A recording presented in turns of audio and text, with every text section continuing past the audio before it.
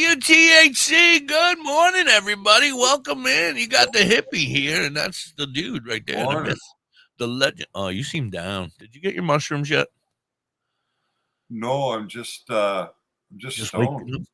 Oh, you're baked. Yeah. All right, that's good. It's not a bad thing. You just seem a little more mellow today.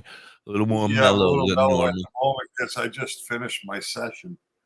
So Yeah, I it's didn't get just to do a kicking in, session. right? Morning, Steve.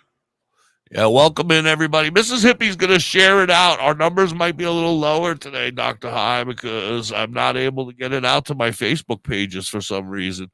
Mrs. Hippie's going to share them out. You got your pages up there, so that'll be good.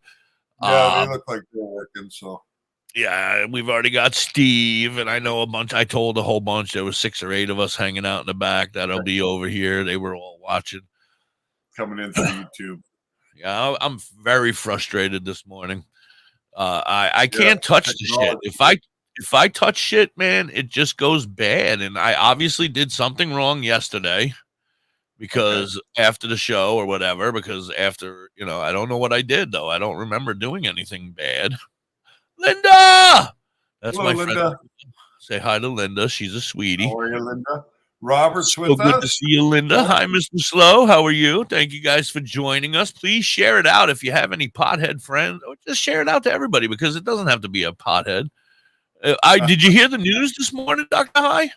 Which news? Well, I just happened to be listening. I was skipping through and I saw a thing on my phone, on what do you call it? Rumble. I was going through and they have a bunch of different news things that pop up if you don't follow a lot of people. Okay. So I only follow a few people on Rumble. So I was flipping through and all of a sudden I saw a story on weed. And I didn't really record it, but I couldn't record it. But it was Sanjay Gupta from CNN. Yep. And he's doing a whole documentary. I haven't seen it. I'm pissed that I'm not watching it. But it's a whole documentary. I'm sorry? He's done a couple already, too. Oh, yeah. Well, this one is on seniors and 65 and over and how much weed has increased and plants before pills in the senior centers. Yeah. And it's a whole documentary, like a 4-part story. I want to catch it. I haven't caught it yet, but I caught a little bit of it. I caught like a 5-minute clip that they did this morning on a CNN clip that was coming across my screen there.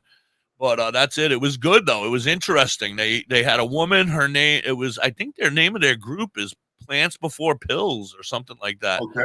I would love to get in touch with her, but, she's hanging with Sanjay. I don't know if she wants to come hang with the hippie. I'm like, I don't know if she's going to come hang with While you're talking about it, I'm going to try and find it in... Good morning, Alrisha. How are you, sweetie? In Gupta, Yeah. It's a whole documentary. Elbow cough. And try and find it on YouTube so I can put it in my playlist. Yeah, it's definitely something. I just didn't have a chance. The whole fucking morning I've been fighting with my damn TikTok. I mean, my Facebook and my accounts. For some reason, they don't want me to go live today. I might be in trouble. I don't know. For some reason, Well, you would have received some kind of notification of that, I would think. You would think, but I don't know. I don't pay attention. I do a lot of this. Whoop, whoop, whoop, whoop, whoop, whoop, whoop. Swiping it and get rid of it. I'll look at it later. Swipe. Because I can't stand those little things up across the top of my phone. OCD. I have a few stories I just happened to look up while we were bullshitting behind the scenes. So I got a couple stories. One of them seems very interesting. It's about the smell of marijuana in New York again. The smell of marijuana where? In New York. They're bitching about it again. Okay. Hi, Kelly. I heard you got your days off. Kelly, yes, I did. Yes, I got your message. Still not on Facebook. It's not going to be on my Facebook. You can find it on Dr. High's Facebook. This Facebook is up there. So what are you smoking on today that is so good? I asked my dispensary if they had 2 or 3 gram carts, and they were like, no. What the fuck are you talking about? No, there's no point doing it, right? because nobody's going to want to pay $240. Right. Well, yeah, I will. I guess. Right, for a 3 gram card over there. So no go. I get it here. It's $50. I mean, it's nothing, right? If you convert that into US money, it's like 40. So, but once you legalize, it'll get there. Probably get cheaper because I know it can be produced. You know what I mean? The beautiful thing about distillate and live resin is that the quality of the weed doesn't have to be tremendous. You don't have to be growing 25, 26%, 30% weed to extract it. Right? Like I calculated my returns, or the returns always based on 15%, 16%, because we weren't testing, right? So I didn't know what I was putting in exactly. But I was calculating the returns there. When they were better, fantastic. And when they were around that number, that was always a pretty safe number. But it doesn't really matter because you're concentrating everything, right? So this will allow. It's fucked up, Dr. High. Everything is coming together. Like everything you've been teaching me, little by little, it's all starting to make sense. I don't understand how. You're some sort of wonderful teacher, educator. I don't know. Maybe you should go become a professor at a college and teach medical marijuana. I applied. They have a program here where I live. Yeah. A place called Loyalist College, and they have a pretty good cannabis program.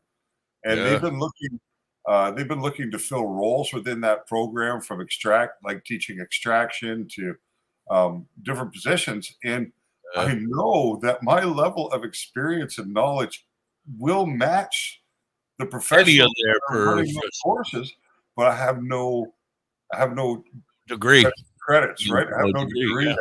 I didn't go to university, so right away, I get disqualified. It's bullshit. It's bullshit. We know more than the doctors do. We've been saying it for 40 years. This is medicine. Yep. You know what I mean? We've been saying it for 40 years. These motherfuckers are just catching on now. They're like, oh, this could be used as a medicine. Right, but this isn't really like the college programs and the university programs. They're not teaching you about cannabis as medicine. They're teaching you the side of cannabis from the production through the business end, right? Good morning, Chris. I apologize for having to find us over here on my YouTube, but my Facebook doesn't seem to want to work today. Fuckers. Meta! Yeah, so the educational programs are designed to get you into the industry. So they're not really teaching you have so much knowledge, but you also have 40 plus years of experience as well, where these other doctors have no knowledge. They've been having it pounded into their head, the stigma. And that's what they were talking about on what the hell was I talking about before? The stigma, the pills before plants before pills. Yeah, them people and Sanjay Gupta, they were talking about that as well. Now I forgot what that was, but you know what I mean. Right. That was about cannabis and seniors. Right, cannabis and seniors, and how it's increased, and the old folk who are the ones that hate it, the ones that are we're pounding it into our heads, telling us, no, and they even said that on the episode. They said, did you find it? They said that it was compared to crack cocaine when we were kids. We were told to stay away from it. It was bad, like cocaine or crack. And now I'm 70. She goes, now I'm 71 or 61 or something like that, and I fucking love it. And she sounded stoned out of her mind, and she was like, I have no more pain. My anxiety is gone. I would never have sat here and talked to you on the radio. And she has her own program now, and she is the leading old senior citizen lady. Like, she's the head senior citizen. In the push for making marijuana legal, I guess, is what I kind of caught from that. No, I mean, that's exactly why I started DoktorHigh. Like I've always said, my target audience is 50 up. Right? That's where I believe it's my generation and those just a bit ahead of me. that can really benefit, right, from cannabis, and that's It'll always be that way. I mean, if we can get not the kids, but the young adults, the youth, not the youth, the 21 and overs, to start on a regimen of whatever to help them with whatever they have now. By the time they're seniors, hopefully, and that's what they were talking about too, the longevity of life after now they've seen an increase in longevity and living longer. Well, like I would From imagine weed. that depression and stuff can play a role in shortening your life, right? Because Absolutely. these I have things I have that a you suffer do have chemical consequences in the body. So if you can alleviate some of that depression, some of that anxiety that people feel when they're, getting into the early stages of Alzheimer's and dementia, and I mean, what a tremendous benefit. Right. Good morning, Tina. Shout out to you. How are you, sweetie? I don't want you to leave. We do see you guys over there chatting, but That's why I said good morning already to her. oh, I didn't hear you. I'm sorry. Good morning, everybody. Welcome in. So what I was just gonna say though is that it's gone. With seniors. Right. Well, with the seniors, and she was talking about I don't know, it's gone, dude. It's gone. Nice try saving it though. I appreciate you. It's gone. Time for some rum in a joint. No, Mr. Slow. No rum. No rum. Put the rum down. We don't talk about alcohol. We don't talk about Jamaica is a big rum producing country. Yeah. It has been for a long time. Aggie's trying to give up some of the rum, and he's already not giving it up by going and getting more rum. Yeah. No. Well, we have a million things we could talk about today. I have, like I said, stories up here. Already? Absolutely. I love this topic because I'm going to be a senior soon, and but that's what we were saying. I was saying, if we get these not kids, again, I meant youth, the 21s and overs to start on a regimen if needed, then your longevity of life is going to be longer because listen, I have a friend, I don't to be nameless, but her great aunt passed away today a couple days ago, and her grandmother is in a nursing home, and that's her sister who passed away, and they're trying to figure out whether they tell grandma or don't tell grandma. I mean they didn't tell her, and the funeral has come and gone already, right. But because they don't want grandma to die of a broken heart, and they say that's possible. Oh yeah, and grandma's in her 90s, and her sister was in her 90s. They've lived a wonderful life, and grandma's such a sweetie. I love her to death. Yeah. But I don't know where I'm going with this. I just feel like if we get grandma high, her pains and her aches will be gone. Her sadness, her sadness will be gone. She won't be as sad because she's living in a nursing home and she only gets visits. And I'm not just using grandma. I'm using all old folks as an example. Mm-hmm. Like any old senior citizen who doesn't have the family. Another friend of mine has an aunt who is like an adopted aunt. They were like a friends of the family, but her whole family doesn't even speak to her. And no, so these two boys go and they're like family to her. She's the only family, and they go once every 6 months or whatever. So for 6 months, that poor lady is sitting in that house, in that nursing home by herself with nobody to talk to, and I'm like, well if I was high, I would be a lot happier, at least.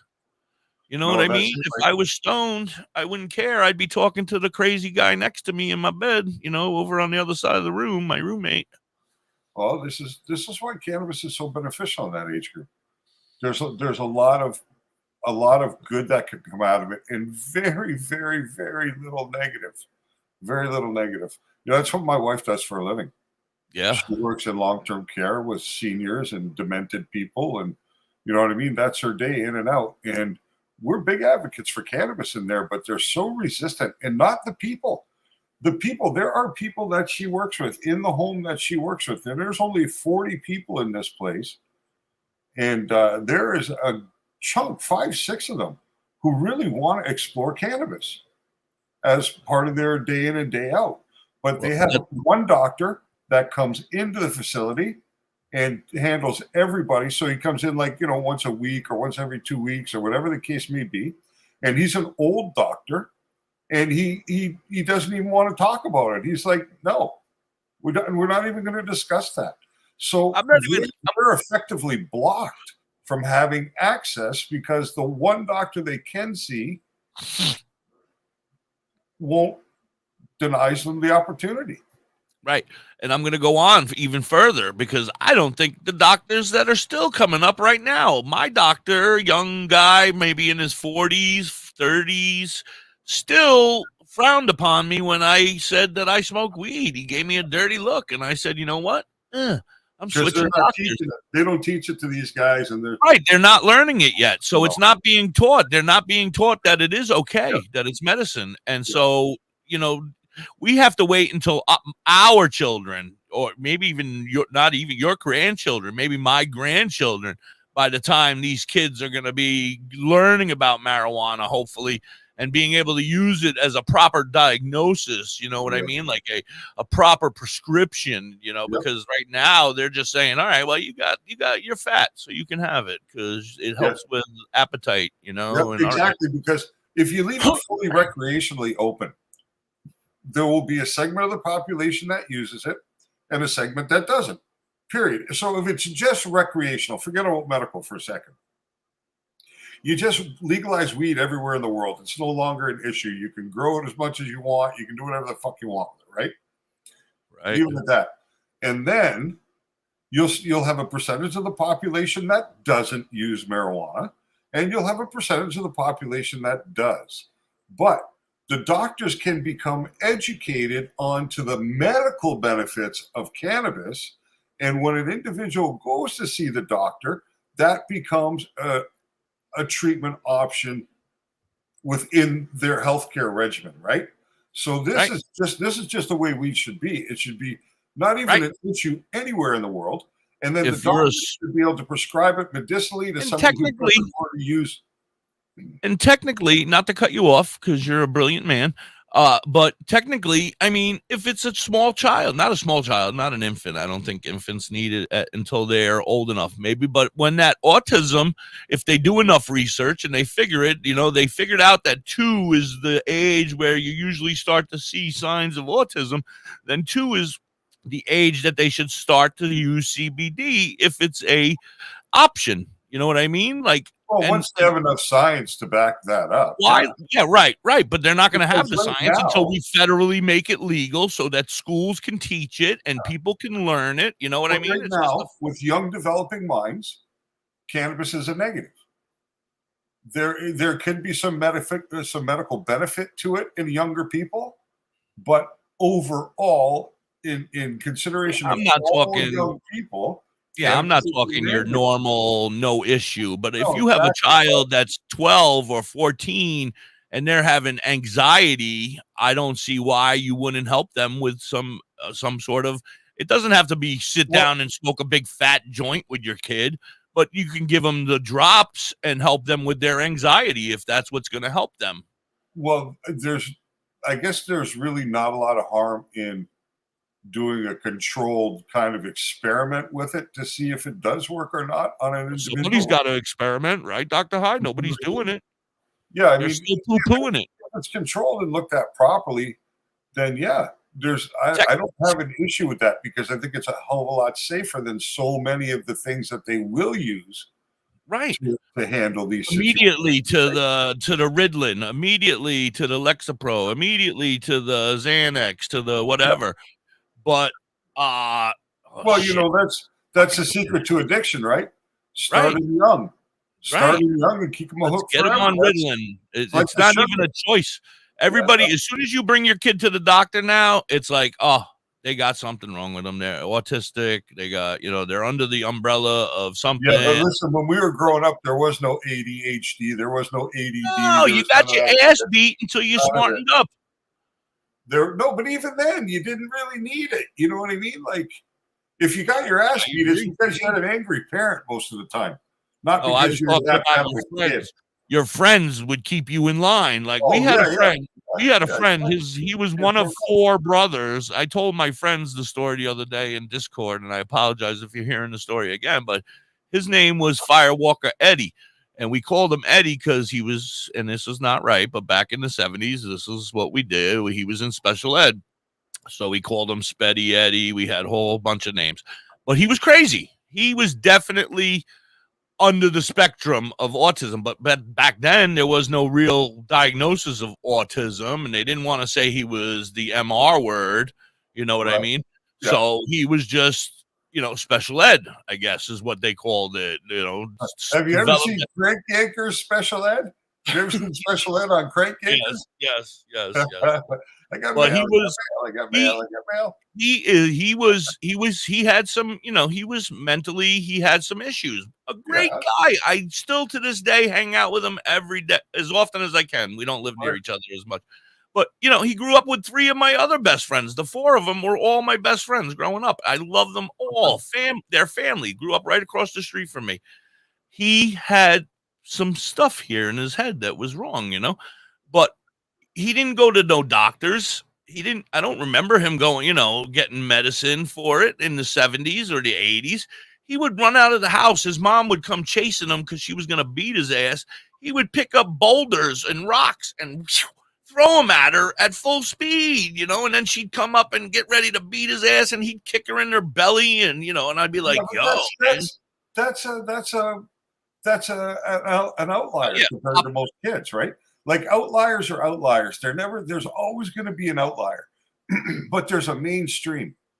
There's always a mainstream. So whenever I'm talking about stuff, I'm always thinking mainstream. The outliers are totally anomalies that you don't even know what to do with, right? Like a kid like this is an anomaly. He's not the normal kid. So this is a kid that maybe you look at exploring different things with, right? When it comes to this was in the 70s, there was no other things, you know what I mean? Now, let me run this song and some commercials, and we'll be right back. You're hanging with Da.Hippie and Dr.High. This is Calligraphy with THC. Very excited to get to go see them in September. Hey, it's Bill Schmidt Jr. Happy 420 to everybody out there in the Netherlands. 420 kid of the holistic cloud. R.I.P. to my man Derek Crow. I want to give a shout out to Calligraphy. My dude Means, little homie Manuel Noriega. Big Just. And we got to read. We got a whole bunch of comments over here on the side. So I was just going to get to that before you. I don't want them to think that we're ignoring them. We'll get to those immediately, guys. It's the most important. It's seeing who I'm calling for some trees to indulge in. Need to holler at Billy. He keep his head in the cloud. Bel Air Kush by the bush. Wow. Screaming loud. Still smoking. Having nice dreams floating through space. So when they ask me how high, my reply, I'm half baked. Sir, smoke a lot. Doctor said I need a bacchiotomy. Prescribe me huckleberry and lemon cherry gelato, G. I take it back to rolling in the Optimo, blowing smoke out my nose, dropping ashes on my clothes. Everybody, please pound that like, and share it out, and subscribe. We went from 82 back to 80. People hate us, Dr. High. We went from 82. Al Risha got us up to 82 the other day, and then she went back in and took them back. She was like, fuck that.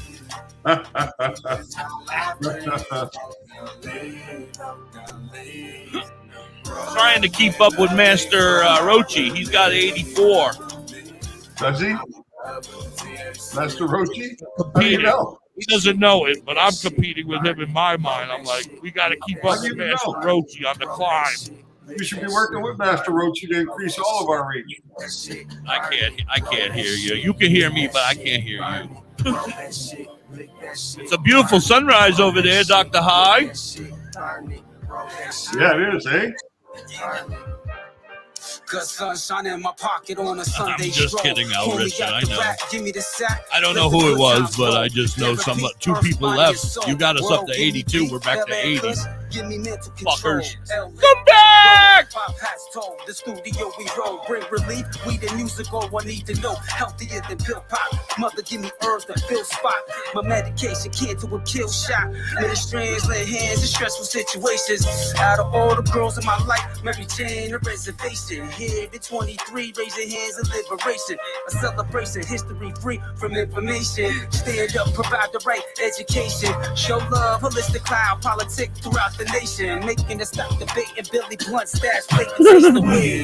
Oh, thank you, Al Risha. She's going to create 2 more accounts so that we can get back to 82.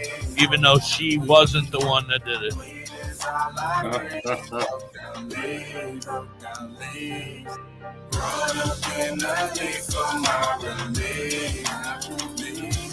Talk to you like what? I love you guys.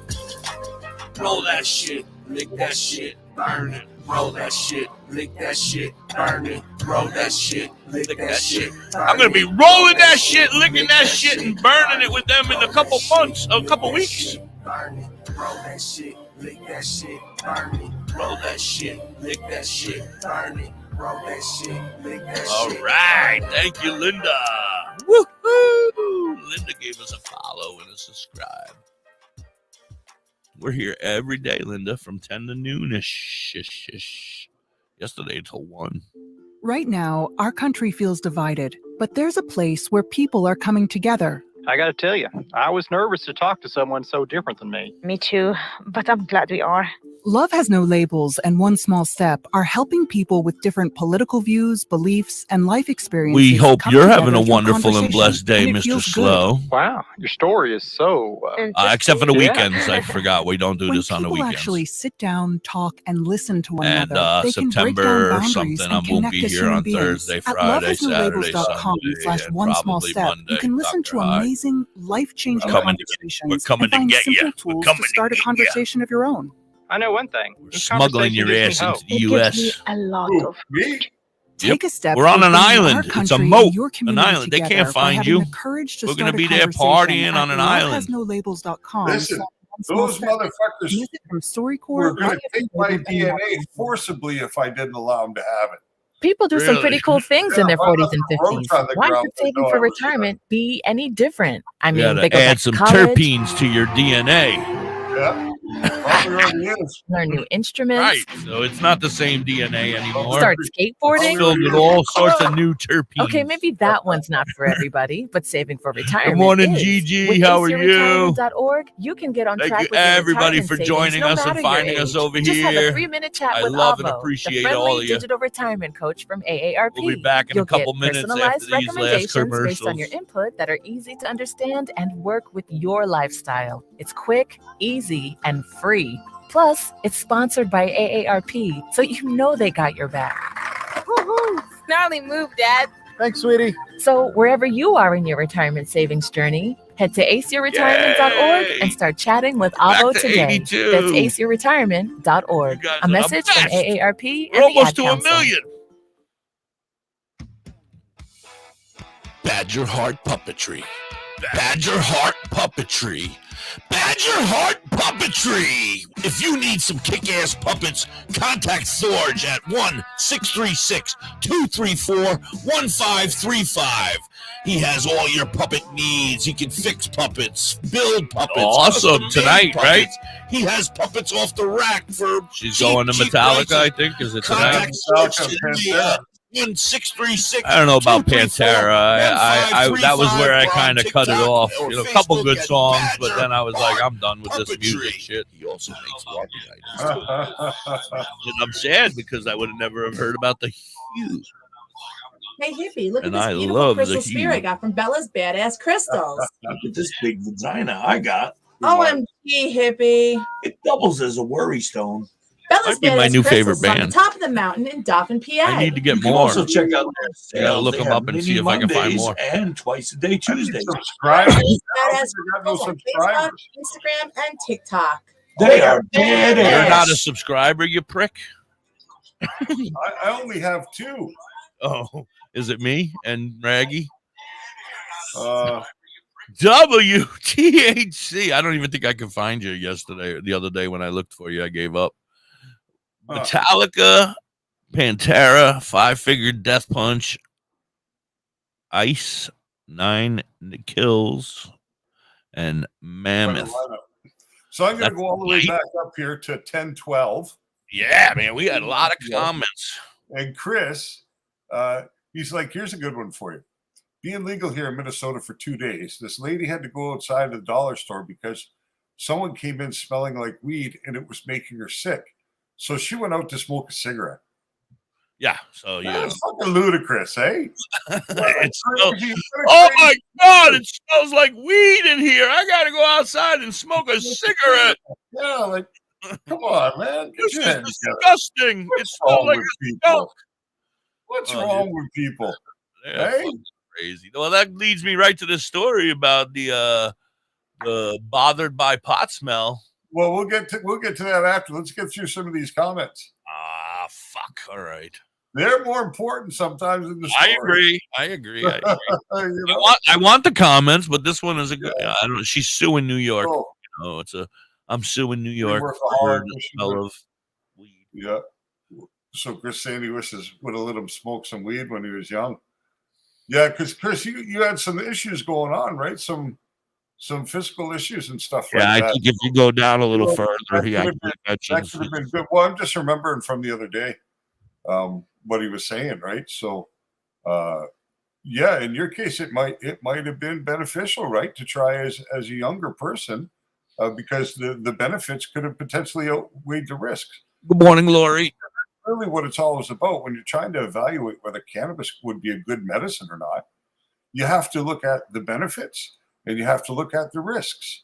And if the benefits outweigh the risk, in which case cannabis almost always does because the risks are so small, then it's always worth exploring that avenue of therapy, right? Because it can be good for you. It can actually make your life better.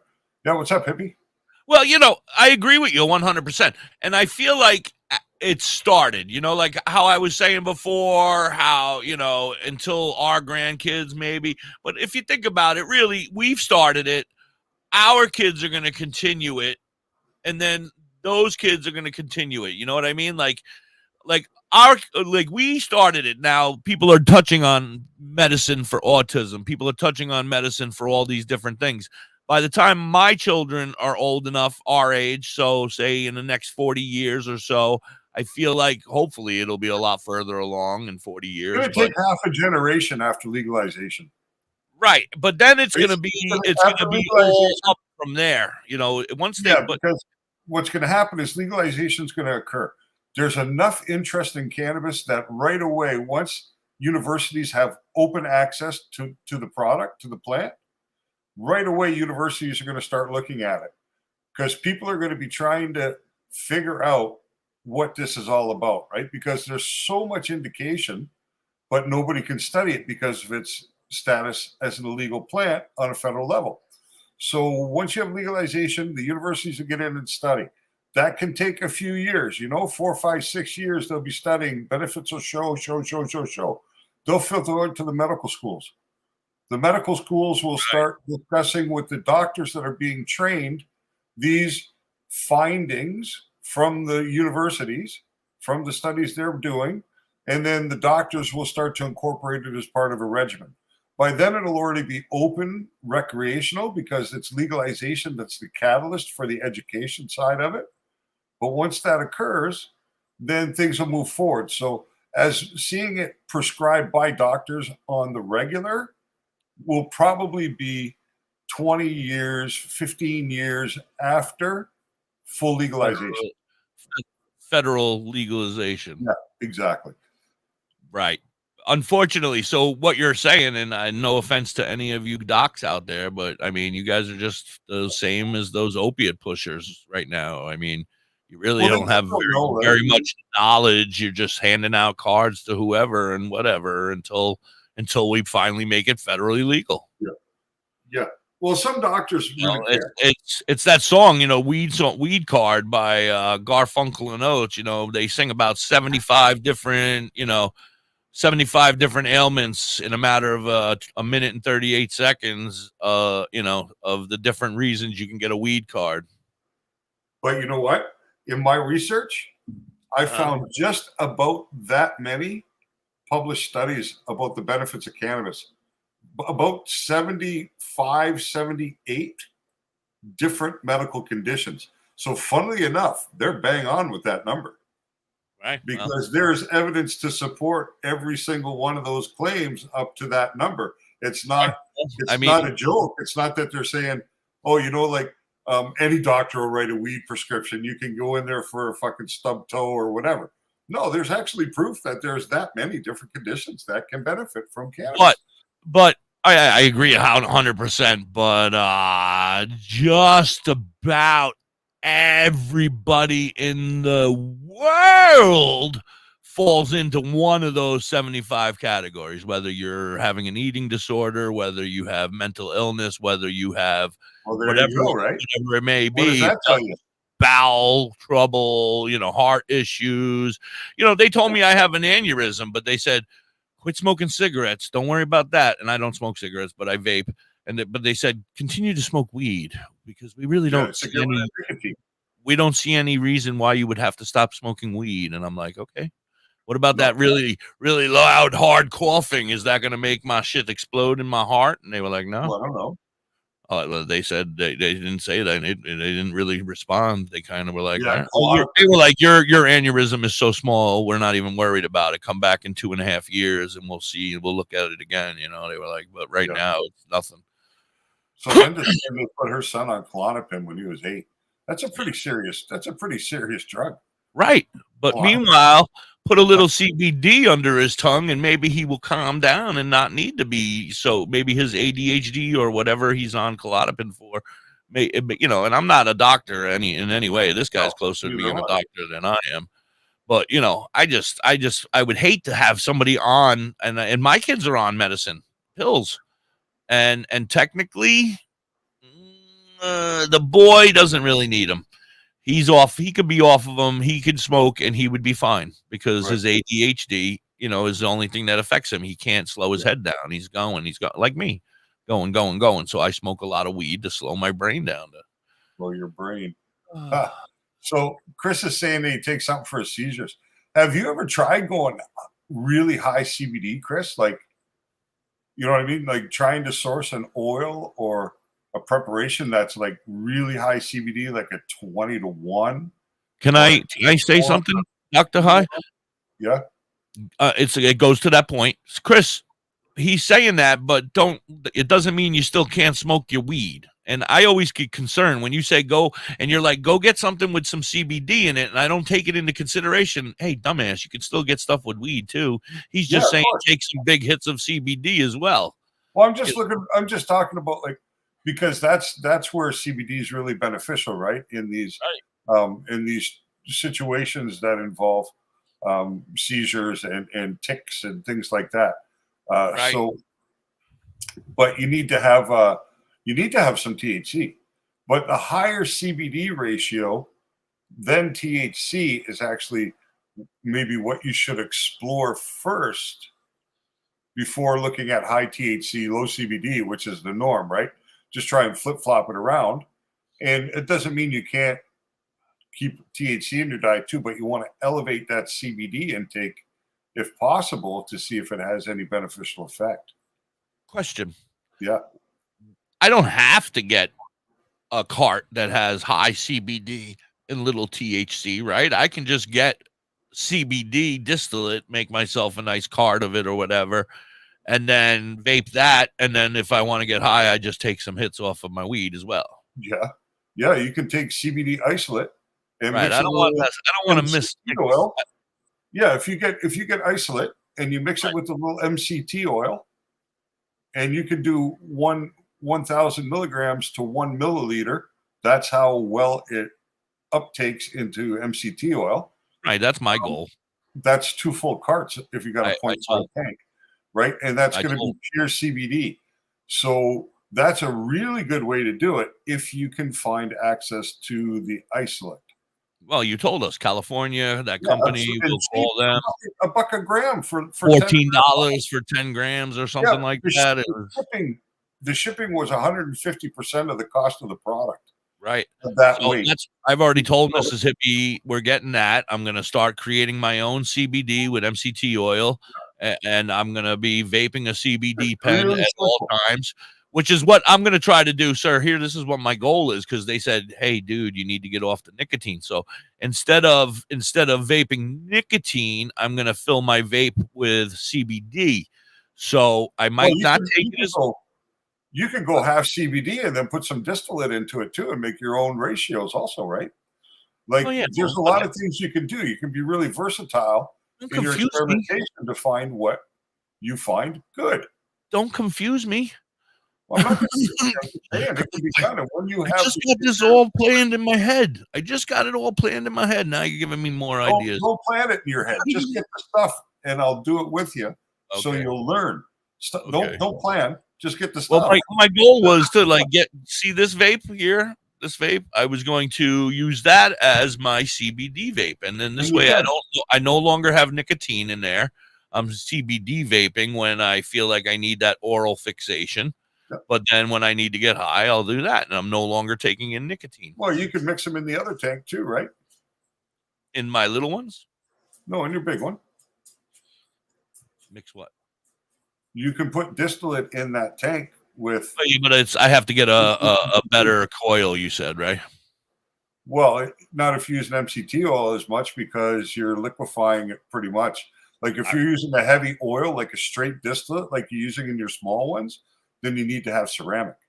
But if you're using MCT oil, then you can get away with a cotton coil because you're going to be making that oil loose enough that the cotton can uptake it. So, it's because of the way that you're going to prepare it, right? It's going to be a little bit different preparation. But it's really as simple as ordering that CBD, and it costs you $25. It's nothing for an inclusion for you, really, You go on Amazon, you buy a graduated cylinder. You can get one as small as 10 milliliters. That's all you'd need. And it's just like something you used to see in science class, right? It's a thin little tube with measurements on the side. It's simple as that. And that way, you take your MCT oil, you pour in 1 ml or 2. What I would do is do like 5 ml, make a full mix at one time, or you're getting, if you buy that 10 gram, do the full tube, do 10 ml MCT oil and 10 grams of CBD right into it. Mix it all together. Little muscle, I'd go like that. And then you can simply put it into a little bottle or a little jar, like one of your regular. I have my regular vape juices, ones that I can keep. And you can put them right inside there. They may actually pick up a little flavor from your vape juice from what's still left inside the bottle, which might be pleasant. Technically, my vape juice store sells flavor as well. You can go in and buy like a tiny little bottle of mint or coffee. Or you can order a little bottle of terpenes from Florida for $10. Oh, right. You know what I mean? Do your own terpenes like that. But a little kosher tangy. Let's put it this way. For $50, you could have yourself 10 grams of CBD oil ready to go for $50. And that would last me 10 years. 1-liter carts. 10 one gram. Yeah. For $50. $5 a piece, man. That's awesome. Yeah. Then you could sell. Oh, no. No. Anyway, I got to run a commercial. Why don't you start reading ahead on the next couple of questions because we still got. I'm only at 11:20 right now. I'm 22 minutes behind in the messages. Yeah, I know, right? These guys are amazing. Thank you so much for being here. You're listening to WTHC on Live 365 and TuneIn, and today we are on YouTube. Yeah. Hey, Dad, your prescription will be ready in just a minute. Hey, Dad, your laundry will be ready in just a minute. Dad, your lunch will be ready in just a minute.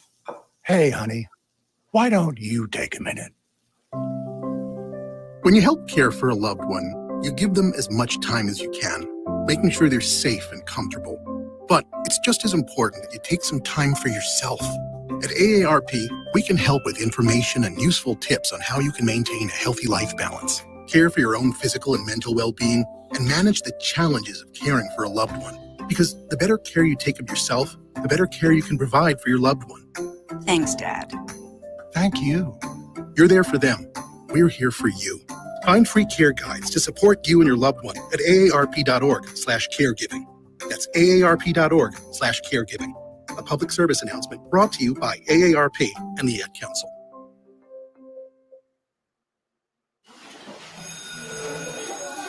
All right, class, let's hear what everyone did this weekend. Jill? Well, I raised my older sister to a big oak tree. It was at least 100 years old. My mom said I must have set a record or something. And then we went down by a stream and perched up on this huge rock and saw all of these little minnows swimming around way below us.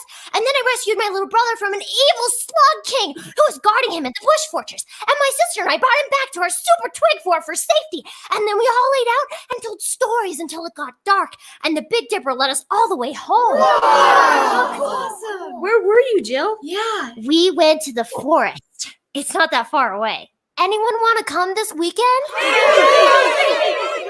Ask your parents to take you and your friends to the forest this week and find the fun, adventurous you. It's closer than you think. Check out discovertheforest.org. Brought to you by the U.S. Forest Service and the Ad Council. Say bye-bye to bottled water. Holistic Health Water has certified medical-grade water ionizers that make 7 types of water, including healthy alkaline. There's a 5-micron filter that lasts up to a year, and each machine lasts 25 to 30 years. Simply attach to your faucet or install under your sink. Even get a mineral spa unit for your shower. Go to ownyourwater.org to get a free ebook. Plus, pay for any machine in full and get an extra filter free. Change your water and change your life. Ownyourwater.org. Hey, it's me, Mrs. Hibby.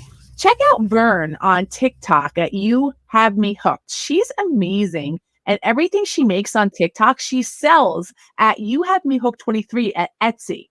So you can watch her make it, and she'll make personalized stuff. So if you have an idea, like I would like this thing made, she can make it. She can make anything. She's an incredible artist. Check her out at You Have Me Hooked on TikTok and You Have Me Hooked 23 on Etsy.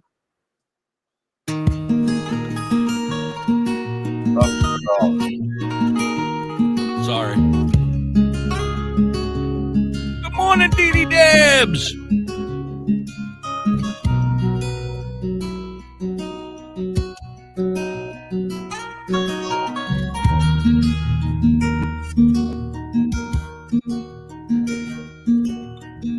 Back on the road again, well, man's got to eat.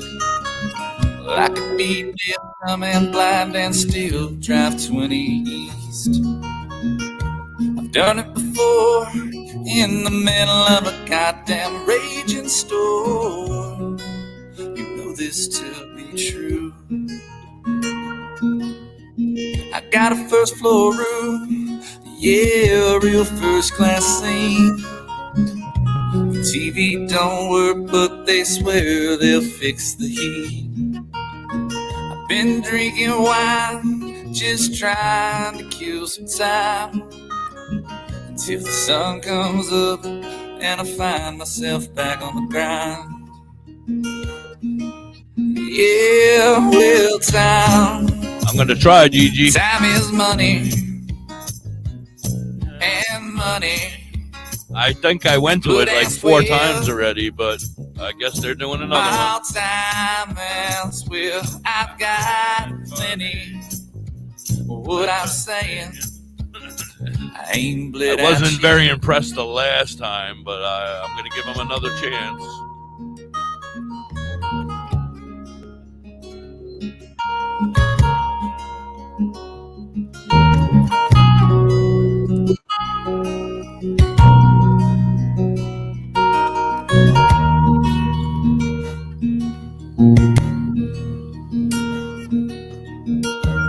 Hate that I got to live my life this way. Forget the week to week, it's a struggle day to day. I ain't got much, I just got a trowel and flow. Hail a stone mason, down the road I go. Yeah, well, time is money, and money is blood and sweat. All time and sweat, I've got plenty. What I'm saying, I ain't bled out yet.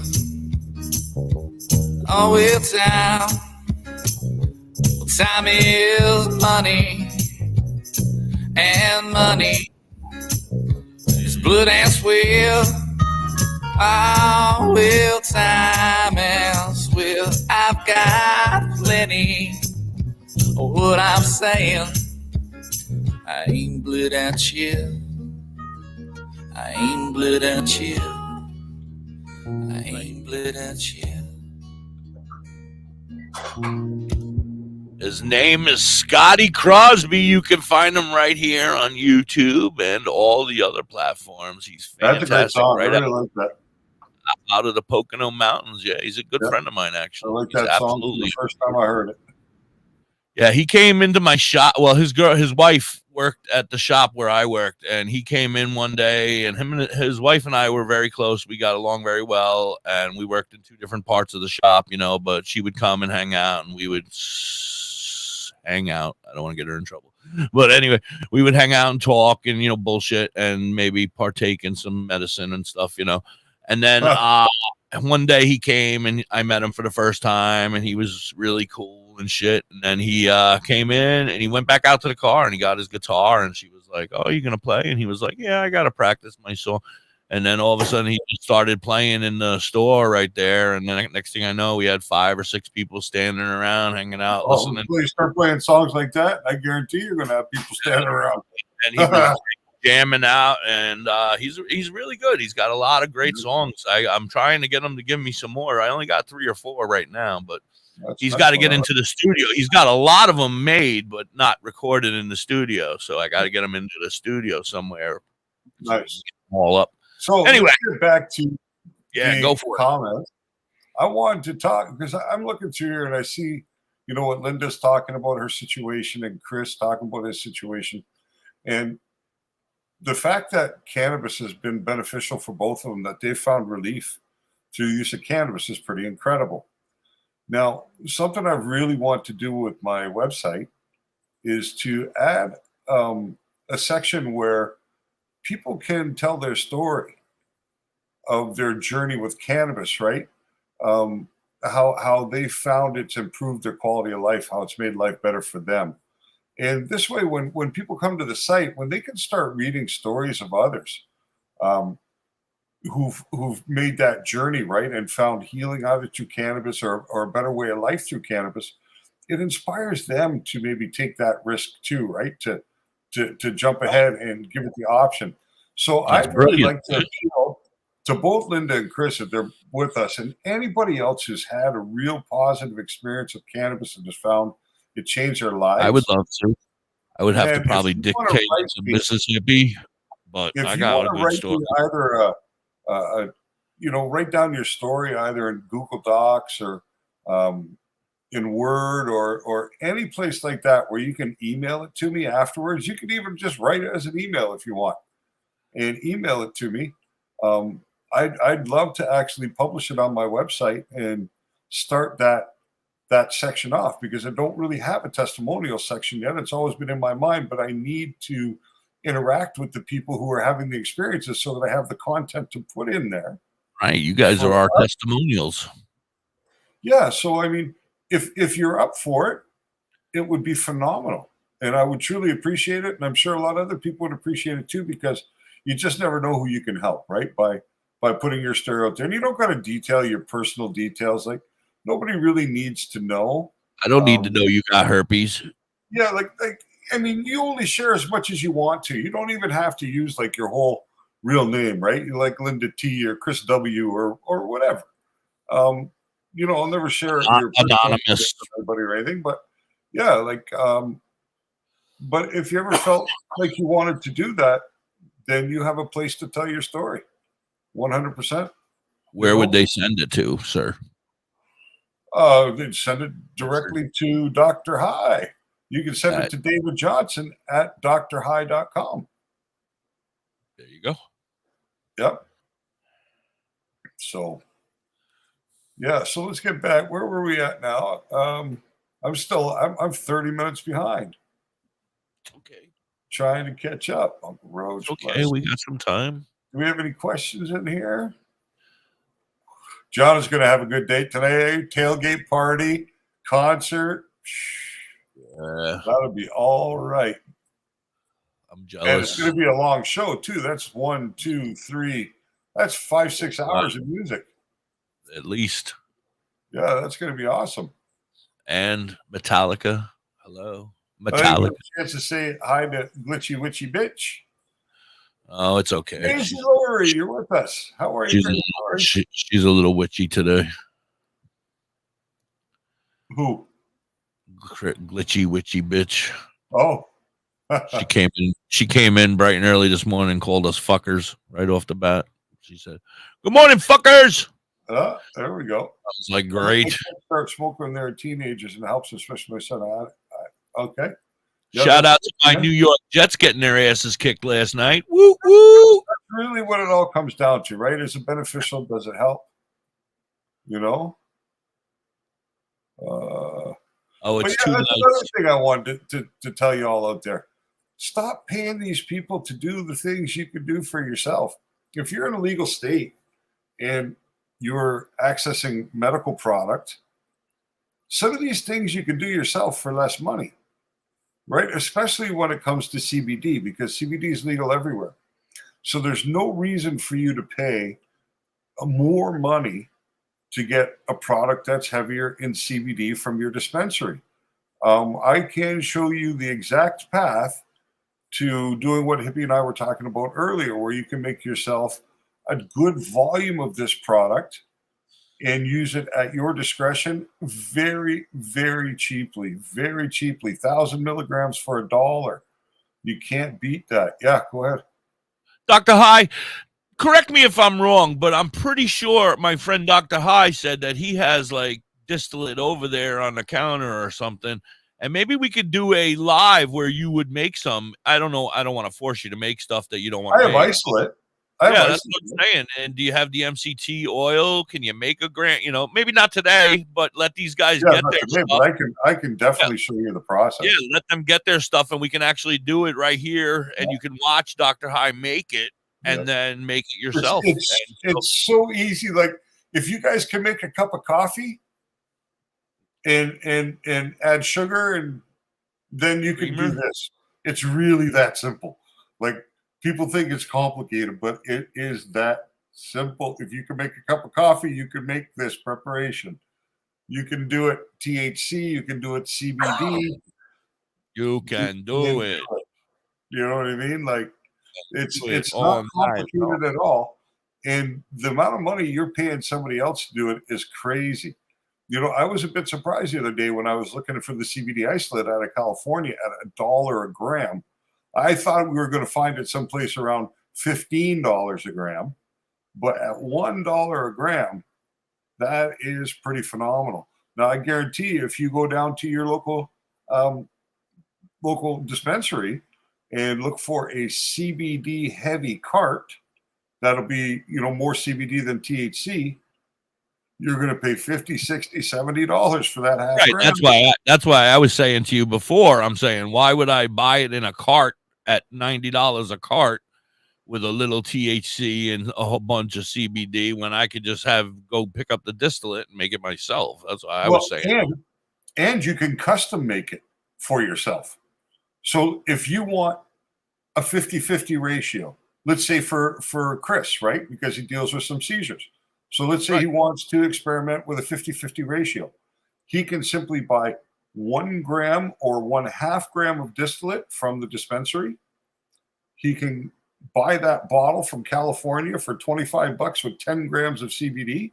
Distillate in a syringe, sir? I'm sorry. Yeah, distillate in a distillate syringe. in a syringe. Not a cart. Not a cart. No, you don't want it in the cart. Sometimes we need to specify. Because you can't get it back out of the cart, right? Yeah, so you need it. You can get it out of the syringe, but you can't get it back out of the cart. And you can simply make your own 1-to-1 preparation by using 1/2 gram of distillate and 1/2 gram of CBD isolate and 1 milliliter of MCT oil. Now you have a 1-to-1 mix. If you want to go 2-to-1, then you can go 66% CBD. So you can go 660 milligrams of CBD, and you can go 335 milligrams of THC. Now you have 2-to-1 ratio, 2 CBD to 1 THC. And you can do it in the inverse too. So you can mess around with it. You can go anywhere from 10% to 100% in either direction. So you can custom make those applications for yourself, and you can do it with your edibles. You can do it with your vape carts. You can do it in every form except flour. That's So- what you can't manipulate. It's no flour. But, and this is a big but. But if you're legally allowed to grow flour and there's a limit or whatever, you are able to grow enough flour, right? I mean, to make this stuff if you really wanted to, right from No. the beginning. It's, you know what I mean? Yes, you can do it yourself right from the beginning, but the equipment costs money. You know what I mean? It's not cheap. It's not free to do If you it. sell enough weed, you'll be making money. No, Yeah, I'm but just we're not talking about selling weed. We're just talking about having a term medicine. You know what I mean? I'm just kidding. I'm kidding. So, Everything the hippie says is a joke, everybody. Just remember. That's the whole thing, right? Flour, you have He's no the smart control one. over. Flour, you utilize as flour. If you're going to make your own can of butter or whatever that is from the flour, absolutely you can do it, but it's not a controlled method.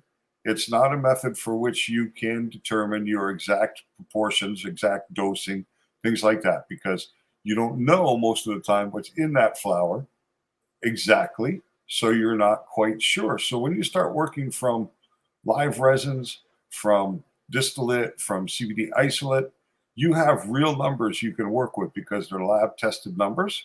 And then you can do your proper proportions so that you can accurately dose. You don't need to take more than you need to. You don't need to take less than you need to. And you can prepare it in all the ratios you want. You can get the right terpenes in there. Like, these are the things that I can teach you how to do, and do it on a shoestring budget, because when I was making these preparations, I was doing it for commercial purposes. So we wanted to make them as inexpensively as possible so we could maximize on the profit when we sold it. So what I can teach you is how to manufacture from that point of view at the cheapest possible cost, so that you get the maximum benefit from your medicine at the least hit to your pocket. And these are the kind of things I want to be able to teach people. Right. That's what I want to learn. All right. Go on. We have more questions or comments? I don't know, do we? Does it go? So turquoise perfect way. Okay, John, Rish, 2 nights. No, I think we're at the bottom. I have a couple serious stories about how cannabis. I love sharing with people how it was treated because they saw the cannabis in my house. Well, Chris, like I said, man, if you want to take the time to hammer that all out in a Google Doc or in Word and forward it to me, I would love to put it up on the website and get that ball rolling. You know, once I get the site set up, perhaps you guys can just log right in there and do it if you want to. And that's the whole idea. But I got to start with content. And as I always say, I'm not a medical patient. I've never been a medical patient, so I can't speak to the actual benefit of cannabis from that point of view. You know what I mean? I can tell other people's stories, but then it's secondhand knowledge, and I don't really like to do that because, you know, you tell somebody else's story and you're bound to make some mistakes because it's not your own. So I don't want to make those kind of mistakes. I'd rather let the people tell their own stories because then it's accurate, you know, and simple as that. I got you. I hear you. That. What else? So I had ChatGPT there when we did our last commercial. You did I went into ChatGPT and I thought, you know, we don't get a lot of questions. We get some questions, but not a lot of questions. So I said to ChatGPT, can you give me some complex questions about cannabis with no answers? And it did. Nice. So it's a good place to work. It says, this is the first question. What are the different stages involved in the cannabis cultivation process? And how do environmental factors influence the plant's growth and cannabinoid production? Wow. This is a good question. Wow. This is AI asking this question. But we can use these questions, Hippie, because when we don't have questions, we can work through these. It's good topics. Absolutely. You can use them over and over again because not the same people are going to be here every time. You know what I mean? So, well, this thing will give us as many questions as we want. If I ask for 1 million, I can get 1 million different questions from it. You know what I mean? So it's beautiful. So really, okay. So there's different stages involved in cannabis cultivation. The first stage is either your clone or your seed stage. So it's your propagation stage. And you propagate in 2 ways. You either start from seed or you start from a cutting, which is a clone. That moves into the vegetative phase, which would be about, it starts really right away, but when you cut clones, it takes about 2 weeks for those roots to really get out there. You got to keep them in a different environment than you ultimately grow in. Seeds takes a couple of weeks too before it has a little bit of root system. You can truly go into a veg, what you think of veg. So you have your veg cycle, which is where the plant actually develops its structure and grows, but no fruit forms. So during your vegetative cycle, this is the cycle in which you want to have your lights on for 18 hours a day and off for 6 hours a day. Some people vary it. Some people go 20 hours on, 4 hours off, but usually not less than 18. And the reason for that is because plants work on a process called photosynthesis, where they use the light from the sun to convert the nutrients in the soil into food. So it's basically the energy that makes the plant grow. So the theory is giving it all those hours of light makes the plant gives it more opportunity to grow because it has a continuous energy source for that time. The third stage is the flowering stage. And this is where you'll change your light cycle from 18 and 6 down to 12 and 12. So 12 hours on, 12 hours off. You'll also change your feeding at this point. During your vegetative stage, you're feeding the plants differently than you do. They require different nutrients than they do during flower. So when it comes time to start to produce fruit, the plants will require a different type of nutrients. They need access to different nutrients in different amounts, right, during this phase. But what they also need is change in the light spectrum. So when you're in vegetative stage, you'd want to grow under metal halide. When you use LED lights, you can usually adjust light spectrum through an app on your phone, and you can change it over because one spectrum needs more light in the blue range. So when you're in the vegetative stage, you want more blue light. When you're in the flower stage, you want more red light.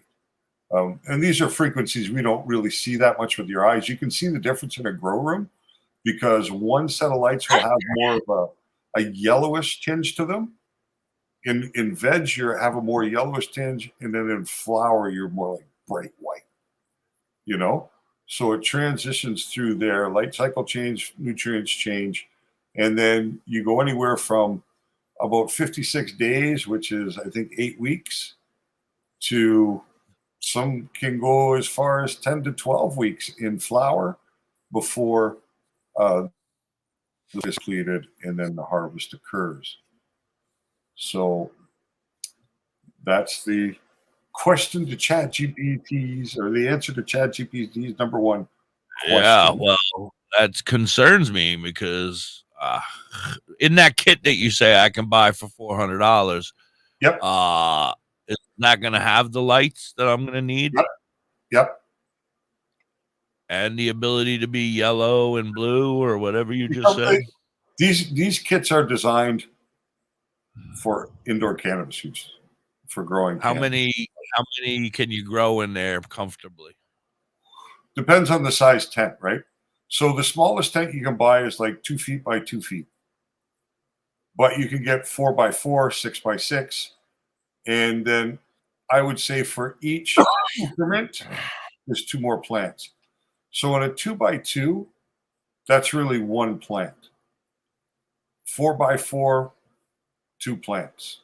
6 by 6, 3 plants. 8 by 8, 4 plants. You know what I mean? That's really what you're looking at. Normally, of course, you could grow smaller plants, right? Like you could do a You're dozen talking in a 8 by 2, 8 feet wide by 8 feet tall. No, 8 feet by 8 feet square. So Square. it takes up 64 square feet of floor space. I don't have that much room in this room, and I need 3 plants. Son of a bitch. Got a garage? No.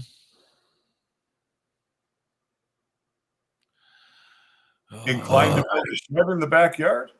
I have a shed, but it's filled with good stuff. Well. But yeah, you need that footprint. But you can do it anywhere, right? Carpeted room. What about 3 2x2s?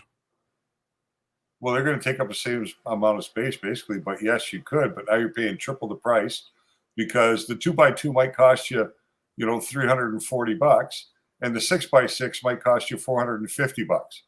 But if you buy 3 2x2s, now you're spending $1,000 for the same floor space as you would have got for $450. You know what I mean? So, yeah. And you're using the same amount of space, and you got triple the equipment, right? Because each one's going to have its own light. It's going to have its own movement. It's going to have everything. So each one is going to have their own fan, their own heat. You just want to do the biggest you can do right off the rip, and you can be extremely successful with them. Three plants would be perfect every 75 days or every 50, whatever it is, 56 days, once I get the auto flowers going. If you want to do a harvest every 56 days, you need 2 tents, right? Because you're going to need 1 tent where your plants are in flower. Well, I figured I would start them when they're outside, right? Don't I start them under the regular light when they're in the seed form still? That counts as some of those days, no? Or is that 70, 56? You can go outdoor to indoor. All right. But you can go indoor to outdoor, but not the reverse. You can't go outdoor to indoor. Yeah, well, I mean, I'm hoping that, my dumb ass will get them in the ground by the right time next year as well. So some of them will be outdoor season, and I'll be starting some indoor for the next winter. Yeah, but you prepare for that, right? If you've got 2 tents, then in your veg stage, when it's time to prune your plants, you simply cut some clones from your plants, and you always have three cycles going on, right? You have your clone phase where you're developing your roots. You have your vegetative phase, that's the plants are getting bigger.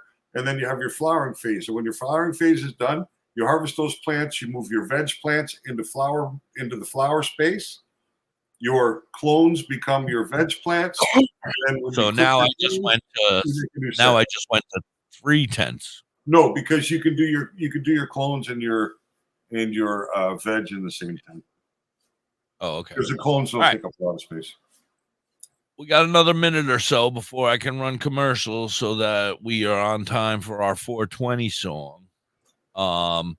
Any last comments on that? I mean, I'm looking into getting a shed and putting another shed or a garage on my property and turning a studio into getting one of them garages with the upstairs on it so that I could build a little studio up there. The studio should have that grow tent right in the background.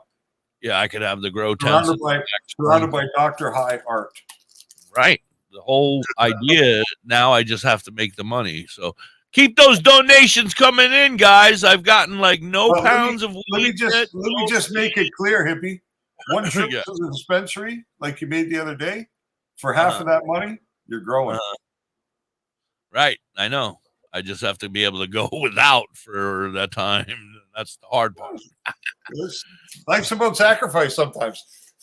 All right. I'm going to run the commercials. We'll be right back. You're hanging with the hippie and that other dude, DoktorHigh. We're having a great time. We're talking weed. Come on back. Adopt US Kids presents What to Expect When You're Expecting. A teenager. Learning the lingo. Today I'm going to help parents translate teen slang. Now, when a teen says something is on fleek, it's exactly like saying, that's rad. It simply means that something is awesome or cool. Another one is totes. It's exactly like saying, totally, just shorter. As in, I totes love going to the mall with Becca. Another word you might hear is jelly. Jelly is a shorter, better way to say jealous. As in, Chloe, I am like so jelly of your unicorn phone case. You don't have to speak teen to be a perfect parent. Thousands of teens in foster care will think you're, rad. By just yourself, the same. Curly Kel. To learn more, visit adoptuskids.org. A public service JJ announcement there? brought to you by the U.S. Crazy Department Lori? of Health and Human Services, Adopt U.S. morning, Kids, JJ. and the Ad Council. This is the story of a very special woman. In a matter of seconds, she turned herself into a great mathematician or an entrepreneur. Her knowledge was limitless and still is. She could also make monsters disappear, especially those that lurked in the shadows under the bed. Once, this woman put back together a teenage girl's broken heart, which had been shattered in 1,000 pieces, just by giving her a bear hug. She masqueraded as a regular person at work, but as a Keep smoking superhero them at cigarettes, home. dumbass. Everyone knows her as Gabriella. I still call her There's Mom. a patch on your arm to boot. To boot. Your hero Right? needs Is you that how now, we say it up and in Canada? AARP is here to help. To boot. Find the care guides you need to help, complete with tips and resources at aarp.org/caregiving. A public service announcement brought to you by AARP and the Ad Council. Say bye-bye to bottled water. Holistic Health Water has certified medical-grade water ionizers that make 7 types of water, including healthy alkaline. There's a 5-micron filter that lasts up to a year, and each machine lasts 25 to 30 years. Simply attach to your faucet or install under your sink. Even get a mineral spa unit for your shower. Go to ownyourwater.org to get a free ebook. Plus, pay for any machine in full and get an extra filter free. Change your water and change your life. Ownyourwater.org. Hey, it's me, Mrs. Hibby. Check out Vern on TikTok at You Have Me Hooked. She's amazing. And everything she makes on TikTok, she sells at You Have Me Hooked 23 at Etsy. So you can watch her make it, and she'll make personalized stuff. So if you have an idea, like I would like this thing made, she can make it. She can make anything. She's an incredible artist. Check her out at You Have Me Hooked on TikTok and You Have Me Hooked 23 on Etsy. Hey, thanks for chilling and smoking with us on WTHC. I just want to give a huge shout out to Chuck over at Collins Painting LTD. You can find him over on Facebook. They're in Ellensville, New York. Wow, what a great team over there. Really amazing, and always supporting us here over at WTHC. Hi, everybody. It's your buddy Mudstick back once again. Who's ready to get high with me? I like getting high. I like getting high. If I see you walking by with a tear in your eye, I'ma say, let's go get high. I like getting high. I like getting high. If I see you walking by with a tear in your eye, I'ma say, let's go get high. Walking down the road, I'm feeling so good, I wanna dance and take off my pants, jump in the river. I'ma make your liver quiver, and I'll give you this chillum that'll put you in a trance. Hot dog, pollywog, you're a really funny frog. Let's all go to the jamboree, dance a jig, jump on stage. You can play my tambourine. My trampoline goes bouncy bounce. I'm about to smoke an ounce. I don't give a flying fuck if you think I'm too silly. Last night I had your girlfriend dancing on my willy. My friends are hillbillies, but they ain't from California, and I really better warn you that we all get high. So if you come around, we'll smoke you down. I don't drink and drive, but I smoke and fly. I like getting high. I like getting high. If I see you walking by with a tear in your eye, I'ma say, let's go get high. I like getting high. I like getting high. If I see you walking by with a tear in your eye, I'ma say, let's go get high. I need some fire. Pass me that lighter. I'm about to get all of y'all higher. Burn a snaky bush, that'll make you feel good. Drink the sticky muck when you're rolling through your neighborhood. Hey, you're good at making fun time songs. Thanks, I appreciate the compliment. But if you keep dancing on my leg like that, I'ma have to go camping and pop a tip. Ketchup is my favorite condiment. You can sit around and ponder it. I'ma keep on talking, and tomorrow morning I'll be wondering where the ganja went. It's all to the goody good. Let's get stoned. Then you can pet my snake. Tomorrow morning when we wake up butt naked, I'ma say, let's wake and bake. 'cause I like getting hot. Come on, I like getting hot. If I see you walking by with a tear in your eye, I'ma say, let's go get hot. Everybody now, I like getting hot. I like getting hot. If I see you walking by with a tear in your eye, I'ma say, let's go get hot. I like getting hot. I like getting hot. If I see you walking by with a tear in your eye, I'ma say, let's go get hot. WTHC. Good morning, everybody. Happy 420 to you guys over there in the UK.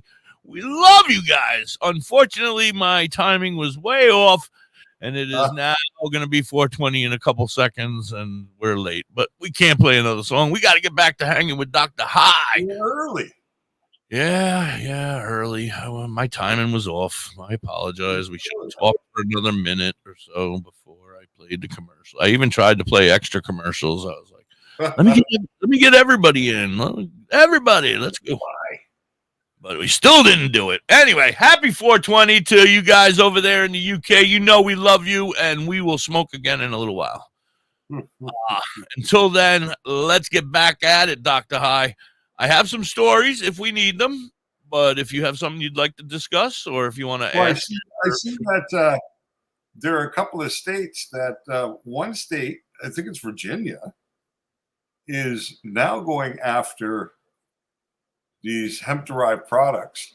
Or no, I'm sorry, Arkansas is going after Delta products and are introducing a new bill that will make even the hemp-derived ones. So hemp manufacturers in Arkansas are actually trying to sue against this law, saying that they've invested a lot of money into making products for that are compliant and legal. And now that doesn't sound like your dog. Yeah, he's upstairs. Oh, I was gonna say he doesn't sound as ferocious today. I don't know who he's barking at. Who's he killing upstairs? There might be somebody coming through a window up there, buddy. Hopefully it's not. Do you have other pets? Is he like chasing a cat or something? No, but my wife's up there, so she could be playing with him. Oh, okay. Well, tell her to knock it off. I'm surprised you could even hear that. Oh, I hear everything. I can hear you fart, sir. He's got a big bark, that dog. Yeah, no, he doesn't sound as ferocious way up there though. Yeah, I thought maybe you were watching your brother's dog or something. I heard something like a tiny. It sounded like a little dog. Anyway, so go ahead. I'm sorry, I didn't mean to cut you off. I don't even remember what Arkansas. Yeah, Arkansas. So they're going after them there. So these people are saying that we've invested a lot of money in making products that are compliant, even though they're manipulated products. They're still legal. So now they're saying you shouldn't be making them illegal. So that'll be interesting to see how it plays out. And Virginia has been doing some testing and checking the products that are in the marketplace to see if, in fact, they are what they are supposed to be, what they're tested to be. Uh-oh. And I'm going to actually pull up the story so I don't misquote, but pretty interesting. I'm sure, because we've already discussed this in the past, right? Yep. And it's not. So where were we at here? Virginia. It cracks down on attempts. Okay. Here we go.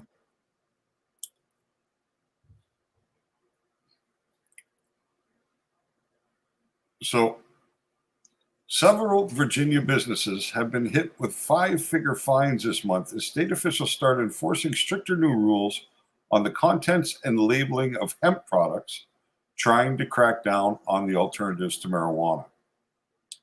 The Virginia Department of Agriculture and Consumer Services has sent 5 non-compliance letters assessing penalties ranging from $13,000 to $97,500.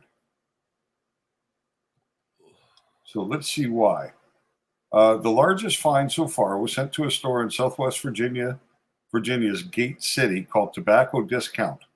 Of the 36 impermissible products that the inspector said they found, 27 had concentrations of intoxicating THC above the 0.3% legal limit.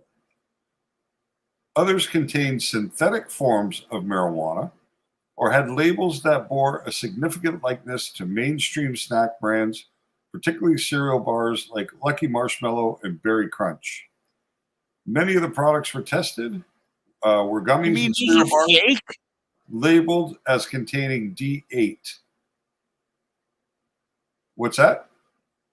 You mean those are fake? Yeah. Oh my goodness. All this time the hippie's been telling you dumbasses they're fake.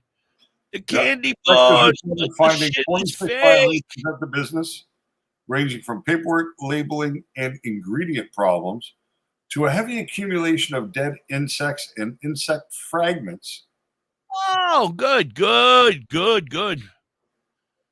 Yep. Oh my God, here it is. My nightmare is coming true right now. Yeah. Oh, I can't buy it anywhere anymore. Yeah, so that's what's going on. And they're and that's just in increasing. Virginia, right? They're Not adding all over. 15 positions to the regulatory body that oversees this. So they're adding 15 new inspectors. So They've just Virginia, right? Just Virginia. They've upped the budget for implementation of these inspections by $2.2 million. Can I ask you a question? Did they mention anything about the carts being from California? Nope. Or the drugs? I'm sorry, the marijuana or derived stuff. No, okay, they because didn't- a lot of everybody's always like, "Oh, this is good though. This is from California," and I'm like, I don't give a fuck. It's got a Monopoly dude on the front of it. I'm not buying your cart with a Monopoly dude on the front of it. So this is what they've done. A law that came into effect a month ago imposes new limits on how much THC hemp products can contain. Try to exempt hemp-based CBD products from running afoul of the law. The products must now have a 25-to-1 ratio of CBD to THC. So that means it's almost impossible to get the THC in the product in any way, shape, or form that'll work. Oh, Yep. So that was an interesting story. that's freaking amazing, crazy. Oh my God, hippie was right story. Yeah. Yeah, it's not good. There was a good one here. And I'm sure it's not just West Virginia. I mean, Virginia. Well, Arkansas is cracking down too, right? Oh, That's no, why- but I'm saying just the bad products that you're getting from these people that you don't know what you're getting. That's the problem, right? And that's what having this gray market does. And that's what I'm going to say right now, really quick. And I don't, no offense to all those dudes, but I just picked up, like 4,000 new friends in the last 2 days because I did something wrong on my Facebook. But out of those 4,000 new friends or 3,000 new friends, in 2 days? Oh yeah. Oh, it's nonstop. I don't know what I did, but they're nonstop. But 99% of them are some sort of a marijuana distribution center, Oh, it seems like you made it onto the list. or a mushroom dispensary distribution center. We'll call them, not dispensaries, because I don't know if they are legit dispensaries, but we'll call them distribution centers for lack of better words. So, every one of them's writing to me, "Hey, what's up? You need pounds of weed? I got it. You need Xanax? I got it. You need illegal cards? I got it. You need this? I got it." And then when they tell me that, then I delete them, then I know that they're no longer a legal dispensary or anything that I'm interested in. Telegram link. Right, not that. Yeah, they send me Telegram links. But they, not that I have anything against them. Everybody's got to make a living, but I'm looking for legit companies, like we said. Yeah, we're not interested. It's not that we're not interested. It's that we can't promote it. We're not against your hustle. We just can't. Yeah, promote love the hustle. Love the hustle. Sadly Always enough, you know what I always mean? been You a can't fan of promote you. it. Yeah, always been a fan of you. You've always been one of my friends. That shady guy on the corner, always been there for me. You've been there for me. but now I have to do it by the law, and unfortunately, I can't be hanging with you shady dudes that often. So here's a good story from. You want me to try your stuff? I'm not against it. Send it to the hippie P.O. Box. No, I'm just kidding. So Brain and Life magazine, under the section of disease management, pain, new article just out. Can medical marijuana ease chronic pain? No. It says some studies suggest that cannabinoid compounds in cannabis or marijuana, such as CBD and THC, can be effective alternative to opioids in managing pain, including neuropathic pain. Oh, really? But cannabinoids can be associated with significant adverse effects, including sedation, euphoria. Now, euphoria is an adverse effect. Since when is euphoria or feeling good an adverse effect? Oh, my God. Damn it. I feel good again. Cognitive dysfunction and paranoia. Damn this marijuana making me feel good. I know. Isn't that a stupid statement in a lot of ways? Euphoria Like as an adverse effect. Oh, Sorry, my I feel God. good. That's no good. We don't want the people feeling good. Keep them down. Oh, my God. That is an adverse effect. Please that's come supposed down. to- Calm down. Let us give you some pills so you calm down. It says right now the evidence seems to say that CBD offers marginal relief with clear side effects. So I'd be cautious about using it. It doesn't say anything about the clear side effects here except for those. And this is a professor of neurology at the University of Michigan. One study presented at the American Headache Society in June 2023 showed that a THC CBD mix taken as 4 puffs of vaporized flower was effective in treating acute migraine. The dosage relieved or eliminated pain in some patients and resolved the most bothersome symptoms, such as nausea and sensitivity to light and sound, 2 hours after the attack. These results look promising, but this is not what we would recommend for everybody, he says. We looked at cannabinoids as a one-time acute treatment, not to prevent a migraine and not for daily use. Cannabinoids are potentially addictive, and we still don't know a lot about them. Dr. High, can I do it? Do what? Tell me his name. I'm going to call his ass out and have him come up on the show if he hears us. Nathaniel M. Schuster, MD, Associate Professor of Anesthesiology at UC San Diego Center for Pain Medicine. Come on down, mother trucker. Yeah.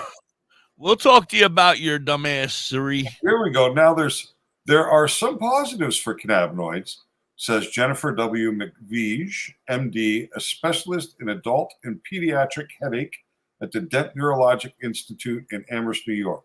Now They do she's not suppress respiration like opioids and benzodiazepines can, and they don't affect the gut like NSAIDs, non-steroidal, whatever they're called, anti-inflammatory drugs. That's what NSAID is.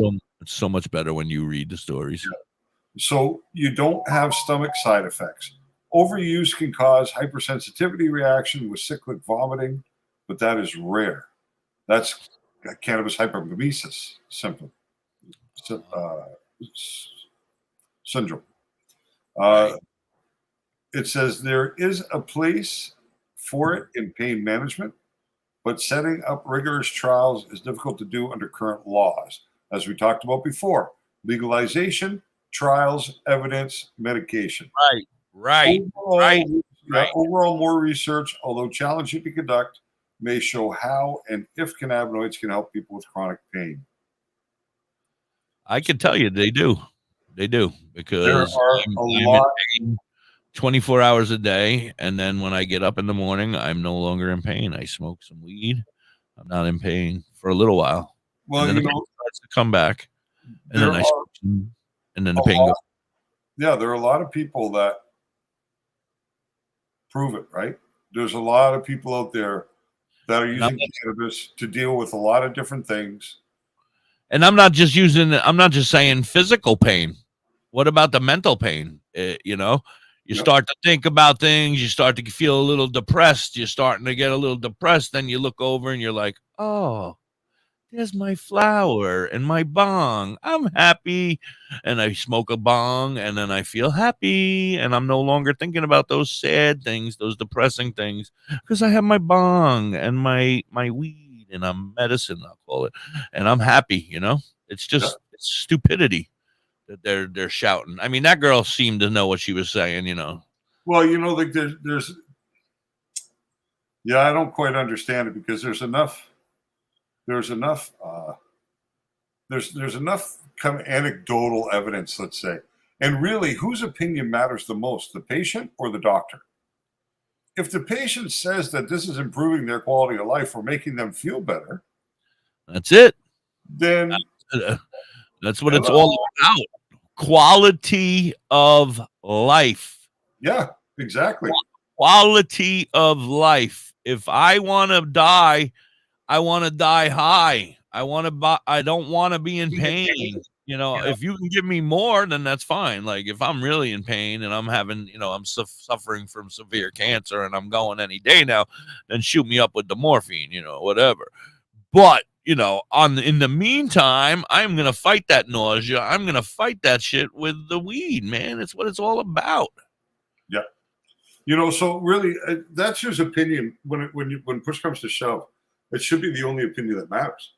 It's the patient's opinion. Right. It shouldn't be anybody else's. Right. No, because the doctor should be following it. If somebody says, you know, doctor, I think I'm going to try some cannabis to alleviate my symptoms, then the doctor should make note of that in the file. And if he can prescribe it, perhaps he should prescribe it to keep those people on the legal side of things and give them proper access just based upon their desire to want to try. And then at the next appointment, the doctor should be saying, so let's talk about your experience with cannabis. Has it made any positive impact on? And they should be taking research. Or that, or what are you? They should be taking that as research. No, wouldn't you think they should be taking that as research? Yeah, and exactly. handing it in somewhere so that people have, you know, every month I have this many people who are now using cannabis and their results are up or down depending on, you know, what it is. They simply have to ask, they're all going to be up. I'm not going to say they're all going to be up, but listen, there are some medical conditions that can be measured, right? Like tumor growth, like there are things that they can actually measure. My aneurysm, yeah, they're measuring. Like they diagnose it based upon tests or whatever they do. But there's a lot about medicine, such as pain medicine and stuff like that, where it's really based upon feedback from the patient, right? Because they can't prove it. Lower back pain, they can't prove whether you have it or whether you don't. They can't prove the level of pain that you experience or don't experience. So these things have to come from the patient. Therefore, the doctor should really be considering the patient's input when determining whether or not cannabis can be beneficial for them in their course of treatment. Right. All right. Not to cut you off, but say 10 years ago, say I walked into the doctor and I don't know, I got a sprained ankle, a pretty bad, severe sprained ankle. Right. And 10 years ago, I could have said to them, no, don't worry about it. I don't need those Percocets or that Tylenol with codeine. I smoke marijuana and that takes care of my pain and I don't need it. But instead, they made me take those Percocets home. They made me take that Tylenol with codeine. And of course, as the years have gone on, it's gotten worse and they're handing out even worse drugs to people. But, you know, I can tolerate the pain, you know. All right, the pain starts and it's bad. Okay, I have a sprained ankle or a twisted ankle, whatever, you know. I mean, there's times where you're going to need that other pain medication. Like when I had the compound fracture of my leg, you know, they were like, no, weed's not going to help you, buddy. You need some medication. And I'm like, no, I don't want your Oxycontins. Take them and shove them up your ass. And they were like, no, you're going to need them. We'll tie you down and make you take them if we have to, because your leg is broken in half, sir, and you're going to be in pain. And I'm like, all right, whatever, I'll take them. But as soon as possible, I want off of all of these prescription, you know, pain pills. Yes. And they fought me on it. And, you know, and I ended up having to be on them until after I got out of the hospital. And it was bullshit. But my point being is that 10 years ago, and I don't even know where my point went. Fuck. It's gone. About doctors not being able to make the assessment without patient feedback. Right. Well, right. If they were listening to us and saying, I don't need that pill, like my point, I guess, is that, weed, it might not, and you can smoke more, like, so you say, oh, weed doesn't work for me that first time, you tried it. It didn't work for me. I didn't get high. You didn't smoke enough, or you didn't try, you had bad stuff, you got to try it more than once. You have to. Listen, if the doctor gives you a high blood pressure pill, do you go home and take one? And then the next day say, well, I didn't feel any different. So, right. You have to take it every day. Right. What's the truth to that? You have to do a proper course of action. What do you mean, truth to what? To the old adage, I don't even know if that's the right word, but the old thing saying that, the first couple times you don't really get high, Well, I just think you don't know I think you just don't know what you're supposed to experience. I mean, I feel like the first time I smoked, I didn't get high. I was like, I feel fine. I don't know what. So long ago, I don't remember. Right, but I feel like it was Christmas tree, like it tasted like a Christmas tree. It didn't taste right. And now I think about it now, and I'm like, it probably wasn't real weed. It was probably a whole lot different back then. Right, it was probably oregano or something. 40 years ago, the weed wasn't what it is today. Absolutely, absolutely. I saw a picture today, made me laugh. A little dime bag with a piece of brickweed cut up in there with seeds. And that little fish scale with the silver weight on the end. And, I still got that. It's right there. I have one right there. That's I still have that scale. Yeah, I'll never give it up. Thank you, Chris. You sent me that email. I'll check that after the show. I appreciate that. I'll be looking to get store up there for you. Yeah, I used to notice in your profile picture that you could see a tattoo, but I never was able to read what it says. So it's Jimi Hendrix lyrics. Nice. Yeah, I like tattoo and rock and roll stuff on my body myself. I got Eddie right over here from Iron Maiden. I got a Rolling Stones tongue on the back of my neck. So I got a few. Mine aren't as tough as you guys. Mine are a little more mellow. My rock and roll ones. I have the Grateful Dead bolt on one of my arms, and then my whole other arm is Jimmy Buffett. So it's a big tribute to Jimmy Buffett. So it's like pelicans and pika and parrots. Oh no, not pelicans, but yes, peacocks. Now you got me saying it. Parrots and pirates and boats and beautiful sexy Key West vibe, women. Yeah, and surfboards, and it's all it's like a whole sleeve of just Jimmy Buffett songs. There's like lyrics written on. There's like it's like a search and play, you can look around and you find hidden things like that lost shaker of salt is hidden somewhere in my tattoo, and you can find it if you look hard enough. You should have tattooed it on your thigh. Say that again. I'm sorry. I said if it's search and play, you should have tattooed it on your thigh. Yeah, right. They'd be searching for days, dude. I don't know if you've seen. That's funny. All right, I gotta start setting up commercials. Well, let's wrap that segment up, I guess. More commercials. Yeah, the fucking time flies. All right. Do what you gotta do. We'll be back. You're hanging with Hippie and DoktorHigh. Hey, it's me, Mrs. Tidby. Check out Burn on TikTok at You Have Me Hooked. She's amazing. And everything she makes on TikTok, she sells at You Have Me Hooked 23 at Etsy.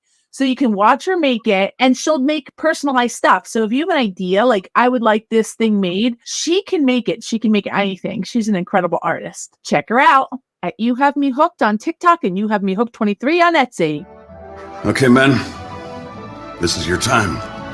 Maybe you didn't choose this, but you're here now. Welcome in, everybody. Thank you so much. Make sure you're pounding that like button. Make sure you're pounding that share button. So what are you going to do? I don't know where any of them are. I watch people on YouTube every day. Either emotionally and physically. Pound that like button. I'm like, I don't see a fucking like button. Doctor's appointments. I try to comment, and it gives me a hard time. Because I don't know. That's what figure it out, caregivers do. please. And if you figure it out, let me know. Don't ever give up. Because I'd like to like This is some your of the time friends that I follow to show the but world, I can't figure your it. I can only family, like it that one and time yourself out in the front. And I'm like, that that you're tougher than tough. It doesn't seem like I'm pounding the like button. And You be need the to best pound that caregiver like this world button has ever so people seen. come over and watch and be like, what the fuck are these guys Caregiving pounding is that tougher than like tough. button for? Find the care guides you need at Oh, it's the hippie and aarp.org/caregiving. Dr. A public service announcement brought to you by AARP and the Ad Council. Don't mind me, I'm Hi, I'm Danica Patrick and proud aunt. That's the Watching my bad thing nieces about grow, having a play, card and over learn here is is amazing. I have a little but not more every access child to the gets to be weed. carefree. 1 in 6 kids in the U.S. are hungry. 1 in 6. Oh, I hung out with my That little buddy girl sitting Buzz alone at last the night playground, on TikTok she can't for a play while. like the other kids. She doesn't have the Had energy a good because she's time. hungry. School lunch will be her only meal today. Well, It Gigi, breaks my hi, heart that Gigi, this is the live reality on in our country, YouTube. but it's something that Feeding America is working to change. I love WTHC Each year, the Feeding Radio America too. network of food banks rescues billions of pounds of good food that would have gone to waste. This food is then provided to families and children in need. Where's Gianna Being a live? kid should be about using your She's live, imagination, I guess, on learning, and YouTube having somehow. fun. These children shouldn't have to miss out on simply being a kid She's because they're sharing our hungry. show on her To find out YouTube. how you She's can live help with end us? childhood hunger in your community, visit feedingamerica.org. Brought to you by Feeding America and the Ad Council. Say bye-bye to bottled water. Make sure Holistic you guys Health are Water has following certified us. medical Pick us grade both water up ionizers that make somehow. 7 I don't types know. of water, Whatever including you got to healthy do. alkaline. There's We a gotta 5 get more micron filter that followers, more lasts up to a year, and subscribers, more each machine lasts likers, 25 more to pounding 30 of that years. like button. Simply attach to your faucet or install under your sink. Even get a mineral spa I don't unit even for your hang out on shower. TikTok. Once Go in a to blue moon, I go to yourwater.org TikTok. to get a free ebook. GG. Plus, I don't pay even for like it. any machine in full and get an extra filter free. Change your water and change your life. Ownyourwater.org. We are back! Woohoo! It's the hippie and DoktorHigh. Welcome in, everybody. Uh-oh, I'm being too loud. It's coming in on your side over there. It's echoing. I got to calm down. I'm so excited. It's been a great show. We've had a lot of great conversation today. I feel like they're always a great show. Is that what you said? No, I said we froze. Yeah, that's why I was just smacking you upside the head Face, every time you see me shut, do it. wide eyes. What does Yeah, that mean? I think that's when they make like an emoji and it just doesn't show us the emoji. It just shows what they would have been. Is No, that no. really what that does? Yeah, so it's like Alrisha puts it's like a- sometimes when she comes into the room and it shows that, and I'm like, what does what that the mean? hell is she talking about? That crazy little Alrisha. I'm old, man. I just don't understand. Face fuchsia, eyes wide open, wide eyes. Hand pink waving. Like, See, that's a hand pink waving. It's not a brown hand, so it's probably a send white us the person. eggplant. Let's see what it says. Hey, Elbow, send us elbow an eggplant. floss. Let's see what it says. Yeah, eggplant. Penis picture. Is that the eggplant? Elbow cough? Thanks, Doc. I never seen a thanks, Doc. Is that what it says when you send the eggplant? Thanks, Doc. That's Wow. funny. Not the first time I heard that, you know. As you were walking out the door. You're welcome, young lady. This was before you met Mrs. DoktorHigh. Yes, or perhaps Yeah. I'm talking about her. Oh, and her. Oh, true. You've only been the doc. You've only been the doc a couple years, so yeah, it must be her. Actually, I got the Oh, the original- eggplant. They don't even. It comes right up. They're like, we're not even going to try to explain this one. They show an eggplant. Look, Doc. What the fuck? Oh, it shows that one. It doesn't give Oh, us. now there's water. What the hell? One gives a face fuchsia poop shape. Like, what the hell is that? One squirts. Face fuchsia Wow. shape. A person turquoise waving. This is entirely Oh, this is like guessing game. We could play a guessing game over here and win prizes. You guys give us prizes. play We with figure us. it out. Face red, shape. heart shape. I don't know. That's some funny shit, man. Wow. I'm too high for this shit, man. Stop. You're talking about. It's been a couple of years since I was DoktorHigh. Actually, on my fridge, I have the original piece of paper that my boss made when I worked at Inhale Nation. But he called me Dr. David Johnson, would explain how all natural cannabis can help with chronic pain. And he had put this poster up in the store. We're Is like it a little always DOKTOR? What? Yeah, he did it the original way. And then we were laughing about it afterwards, and somebody said, no, it should be Dr. High. And it's like, and that's where it started. Dr. He started calling me Dr. High. So I'll tell you my story. I was a puppet.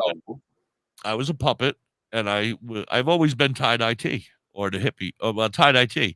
And then I started out with a puppet that was tie-dye T, and he broke a little. He's still alive, and he just needs some touch-ups and some love.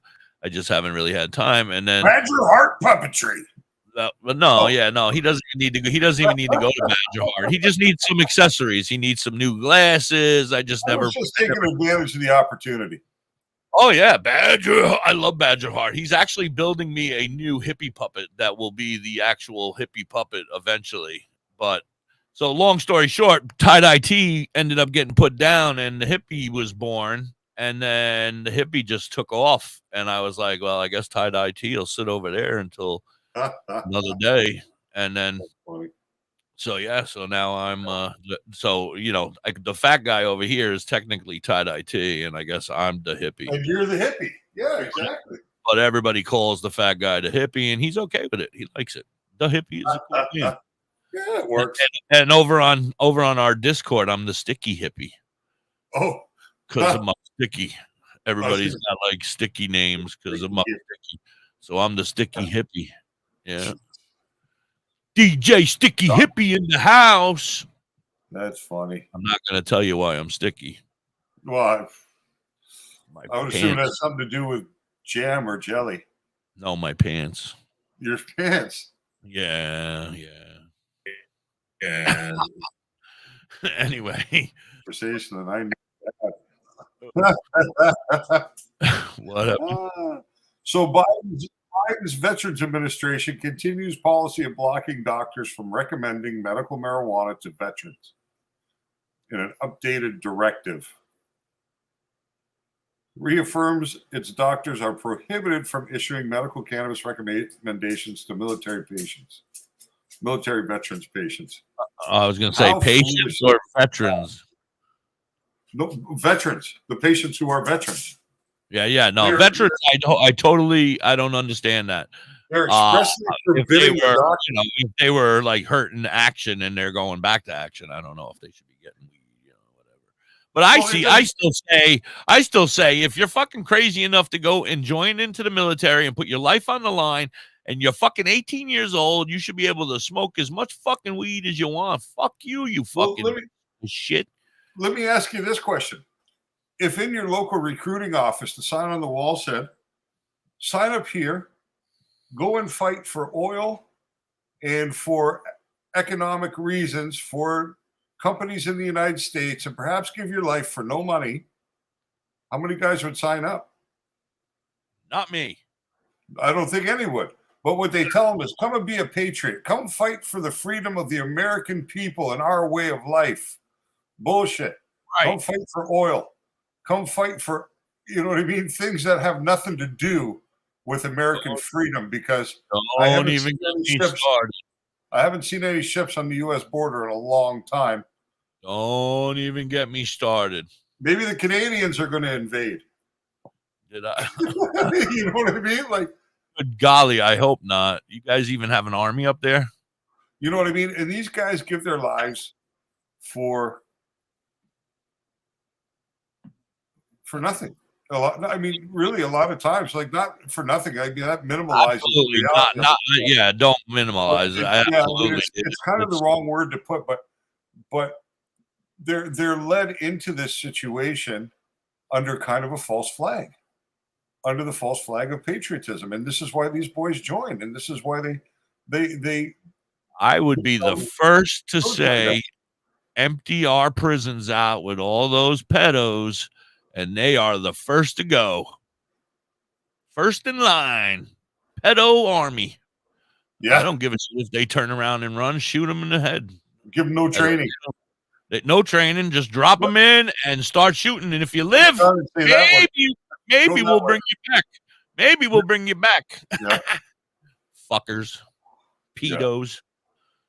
No, it's a really sad thing. And then you got these doctors denying them access to the safest potential medication they can use. Empty half our prisons with those freaks. Well, I wouldn't say the numbers are that high, but they're there. Well, yeah, all right, but then you take the next ones that have been convicted and proven 100% guilty that they are the ones that did it, and they're the next ones that go for murder and for killing people. You know, and then we get down to and we empty out the weed people that don't belong there for fucking stupid weed fucking rules, and then look, our jails are empty. We could turn them into colleges and universities and stuff. Yeah, but then they wouldn't know what to do with the vets that come back. See, almost all the corrections officers are ex-military. Almost every single one. Oh yeah, I agree. They need jobs, right? And police. You come out of the military, you go right into the police force. So if you start, like let's say they get smart and decide to decriminalize all drugs, to give safe access to the bad ones and take those societal harms away, then what do they do with all those people in law enforcement and in corrections? And now these people don't have jobs. Train them. They're not going backwards. Well, they've already been trained, but the thing is you train them to kill and conduct war, and then they come back to the States and they suffer with PTSD and stuff like this, and bad things happen. And then they're quick to pull their trigger. Yeah, and they're quick to lock them up. They're quick to lock them up. They're quick to lock up or beat them, or beat them, or beat them, kill them, or put my knee on their neck and kill them. I'm just using examples, but I don't know you don't know if they were in the military or not. I have no clue if any of them were part of it. But you know, you go to the military and you change. I have several friends who were normal, great, and they're still normal and great, but they're different. You know what I mean? But they change you on purpose. See, we've all seen the movies with basic training, right? The way they're hard on these guys, they break them down. The whole intention is to break them mentally and then rebuild them, remold them in the military way. So that's why all this harshness goes on in the early stages of basic training when you first join up. It's designed to break you mentally, to break your spirit, to break your independence, so they can rebuild you as a team member, a confident team member who will step in front of that bullet for his buddy, the guy next to him. They'll build loyalty into him. They'll build discipline into him. And these are really good qualities to have later on in life. They really are. But they're also training you to kill. Right. I mean, I don't disagree. I'm not saying the military is wrong and bad. I'm not saying, it's needed for some people. It's needed. It's needed to get them to straighten their asses out. These poor guys are utilized in the wrong way. Like really Afghanistan, right? Who cares about Afghanistan? What does anybody in Afghanistan do for anybody in Canada, the United States? Anything? Is there any reason at all that we would want to have our young men dying for something in Afghanistan? Is there a reason for this? No. But Afghanistan is extremely rich in resources. I mean, human life overall. I don't like any dictator or any person who treats their country or their, I think that's fucked up, and if we have the ability to help them, I don't want to help them. I would much rather be able to help them verbally or whatever, but I mean, I'm not against helping world, whatever. Go ahead. No, but the thing is do you want your neighbor's son dying over there for this? No. I'm totally against that. You know what I mean? That's no, but I'm still going back to the pedos and the murderers. But the whole point is that if no American ever set foot in Afghanistan, so what? You know what I mean? So what? What happens? How does it affect you? Is somebody in Scranton, Pennsylvania in danger? Oh, they'll say they're in danger from terrorists. Well, come on. Going into Afghanistan, the ones in Afghanistan aren't the ones you got to worry about. It's the ones who snuck into America. Those are the terrorists you got to worry about. You got to tighten up your borders and stop it there, right? And through immigration and stuff. The terrorist in Afghanistan is not going to hurt somebody in New York City. He can't. You know what I mean? It's the terrorist in New York City that's going to hurt somebody in New York City. It's a terrorist who's entered the United States that's going to do the harm. So why are we sending soldiers outside of the United States to fight terrorism? Where's the logic? I didn't make that choice. I don't know. You know what I mean? So. Oh yeah, I get it. I hear what you're saying, but you know, it's all about those guys. That's all about those guys we vote for, right? I guess. Yeah, but this all started because we were talking about how the Veterans Administration is doing the servicemen wrong, right? Doing our veterans who deserve to have the quality of life that they deserve. I mean, they should have the best quality of life. That's the final. And, you know, let's say that on a philosophical level, there are countries that are the same, right? United States, Canada, Great Britain, France, Germany. These countries on a philosophical level are quite similar, right? So Canada provides its veterans with cannabis freely if they are diagnosed with a condition that can benefit from the use of cannabis, such as PTSD, anxiety, depression, head injuries from events that have occurred in battle, chronic pain. So Canadian veterans have complete access to cannabis. Not only do they pay for the cannabis, but they'll pay for the vaporizers to smoke the cannabis with. You know what I mean? So a country that's of the same intellectual level as the United States is doing that for its veterans. You have the Veterans Administration saying, no, can't do it. To the doctors. So then how do you even say that we're on the same level? We're so far behind. Well, it's ridiculous. Because I'm just saying, like,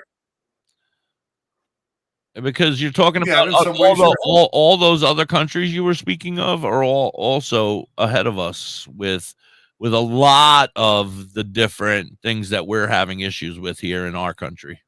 Yeah. You know, like they're with gun control, with marijuana, with health care, that's a sad truth. With school, with late, schooling, right? With college, with health care, with everything. We're behind because we can't get along. Well, it's because it's a system designed to deceive. Right. You know, it's like with guns, right? It's too far. It's too far gone. You can never rein it in now in the U.S. Number one, it's built into your Constitution, the right to bear arms. But number two, there are so many firearms already in the United States that no matter what you do, you'll never get them off the streets. You'll never get them out. You'll never be able to get them off the streets. And every day, and this really blows my mind, but in the U.S., every single day is a mass shooting. On many days, there are more than one. We have more. The last time I looked, it was already into the more days in the year. Yeah, I think it was we weren't even halfway through the year. There was already 365. There was already 365 mass shootings in the United States at the halfway point through the year. Yep. Crazy, right? Absolutely fucking nuts. So. And that's why I have a fear of going out now. I went to this festival last weekend and I was freaking the freak out. And now I just started freaking myself out about the next one. Great. No, but those are the places you have to be on vigilant. Yeah. That's where they go. Like look at Vegas, that big concert where the guy was shooting from the hotel. Right. This is exactly the kind of environment that'll be targeted. You know? Well, I'm hoping that it's a whole bunch of hippies, but it's, and we're all going to get stoned and have a good time and nobody's going to be crazy violent, but this is the risk I have to take now, right? We got to live. This is the country we want to live in, everybody. This is what we chose. I tell you, here in Canada, this is not a consideration. If I want to go to a festival or an event or a street party or whatever. You got to watch out for the crazy guy with the knife. Maybe. Well, there's some events I wouldn't go to. I wouldn't go to a big hip hop festival. I wouldn't go to some of those events, right? Because these are where these things happen, So I would avoid certain types of events, but they can happen anywhere. I mean, that was a country festival, I think, or a country concert. That one was, That one was. I mean, it don't matter. Crazy's crazy, and if they're gonna do it, they're gonna do it. It don't matter where you're at. They go into little schools and shoot up little kids. Today's something big going on with that one down in Parkland in Florida today. I know I heard that shit on the news. That's fucking horrible.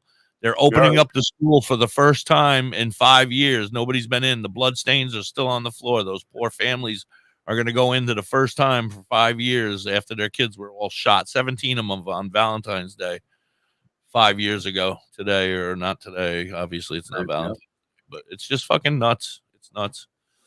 Anyway, what do you want to do? We got 12 o'clock. Usually we're wrapping up, but if you're sticking around, we can keep talking. No, I was on a good flow here before we got going. I'm doing some work today. I think I'm going to get some work done. All right. Awesome. Are we quiet? We still got a lot of people with us?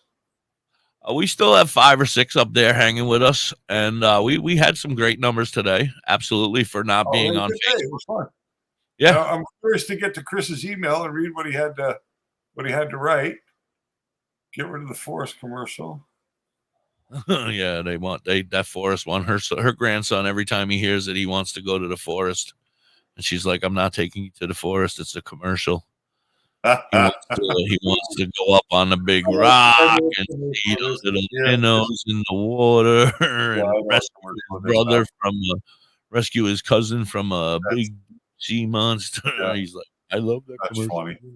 He's only 4 or so, right? So that's well, that's the joy of being real. That's real life. Yeah, that's real life.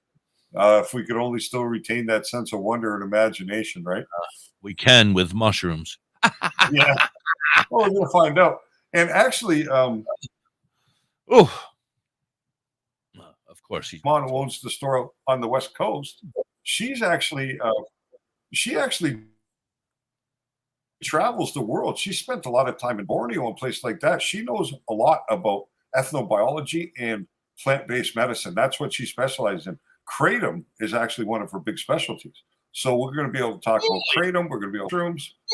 We'll be able to talk about some interesting things. We'll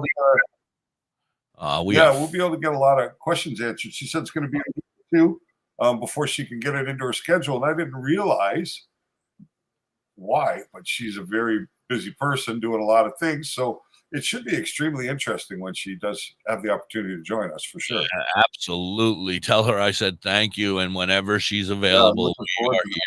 Yeah, definitely. That's awesome. Yeah, and this company, it's I don't know their official name. I haven't gotten my wife has been emailing them. Spore, isn't it? North Spores is what I wanted to say, but I didn't want to misquote it. So I'm going to say North Spores. From Mississippi or from Tim? It was originally from Tim, and then Mississippi and Tim spoke with them, and then Mississippi took over and set up the date. It's going to be the 25th. They don't sell mushrooms. Don't think that you're going to come here and buy mushrooms. They sell the kits and everything included, and they have tons of knowledge about mushrooms. And the knowledge is what we want. Right. So they are going to be a fantastic guest as well. And we're not competing. We love all mushroom people, and we love all cannabis people, even the ones that aren't a legitimate dispensary. Get your shit together. But that I heard a story. Was it us yesterday, or did I hear it after that, about all the smaller cannabis industries not going to be able to make it because of all these bigger ones? Was that us together? That's what I was saying yesterday. Yeah. So I mean, these little guys that are out there trying to sell their flower, what's going to happen to them when it finally goes federal? They're going to have to focus on building a homegrown following. A local following, like let's say you're in the Seattle area, you're going to want to focus your product in Seattle or maybe just in Washington State. Like you're going to have to really narrow down so that you can keep your grow of a size that you can maintain that really high quality, but not get, because you're not going to be able to gain a reputation nationwide with such a small offering. So you're going to have to concentrate your business in your kind of geographic area or in one area so that you have the ability to build a brand following, a reputation. Now, if it's a recreational state, okay, and I'm asking you personally, like if it's a recreational state and say said dude has decent weed, And he's not. I don't want dudes with guns, and I don't want dudes with the cards and the Xanax and all that. If you're a dispensary in a legal state, what's the rules against me doing a commercial for them? If you are a legal dispensary, yes. Well, what if they're just a legal person? They're just a person selling. Well, because the thing is that it's not legal for everybody to sell cannabis, even in a legal state, right? Oh, right. I'm sure it's controlled distribution. The distribution center's got to be licensed. There's got to be, you know what I mean? Is it though? Because I can walk into any smoke shop in New York and get weed nowadays.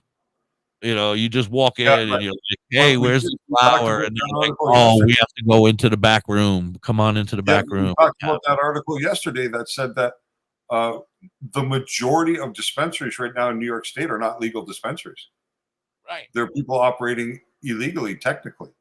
Right. There's only a certain number of licensed dispensaries. So, yeah. But if the guy, I would love to figure out, because they said what, 9 or 13, maybe between 9 and 13. A dispensary is one of two things.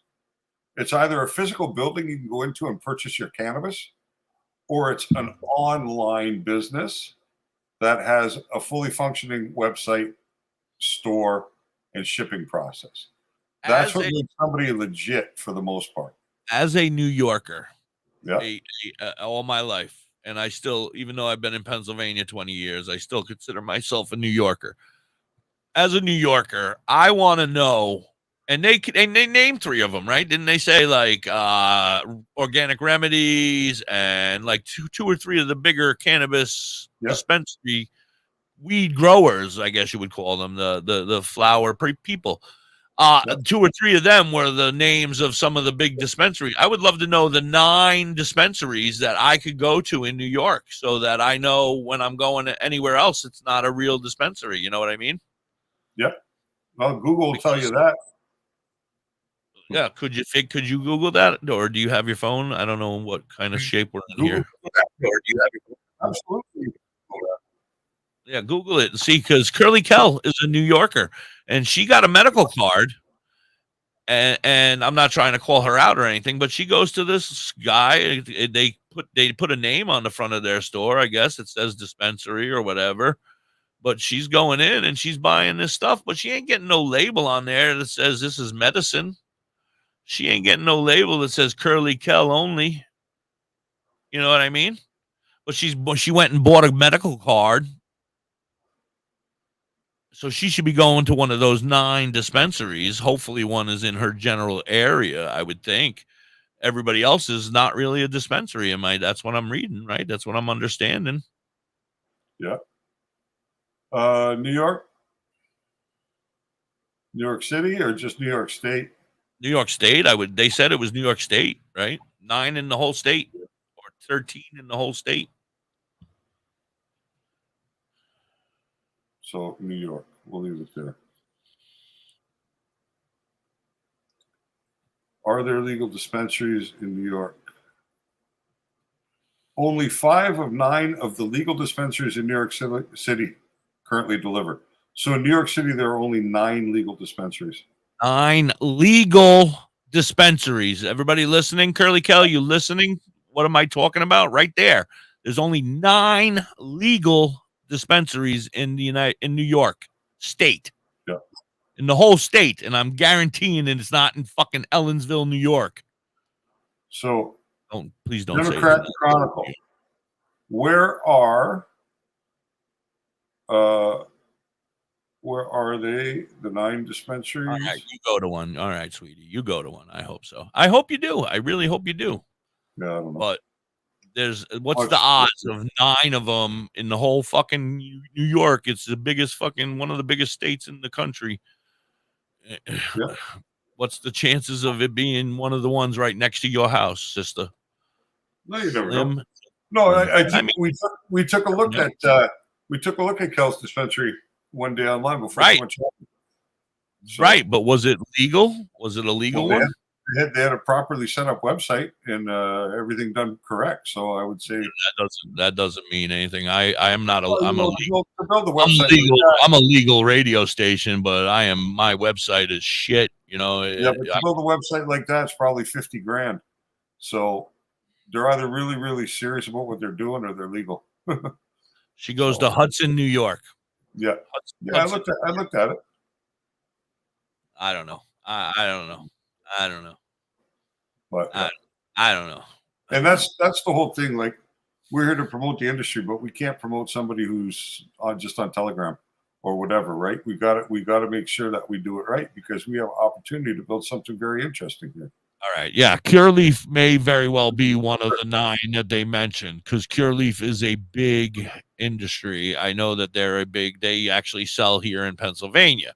So that makes me feel safer that Curly Kell. But there's a million other people in New York who don't have that legal dispensary right near them, and they're just buying shit from that smoke shop thinking they're getting weed, but they're getting fentanyl sprayed shit. They're getting gasoline and kerosene in their carts that have Monopoly dudes on the front of them. They're getting gummies that are made in my kitchen with my rats. You don't know what you're getting. Yep, possibly, and that's the whole thing, right?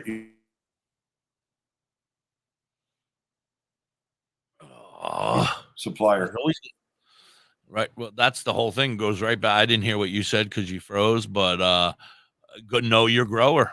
Did you see the little Facebook thing I put up with the meatball parmesan cart? No. I did actually.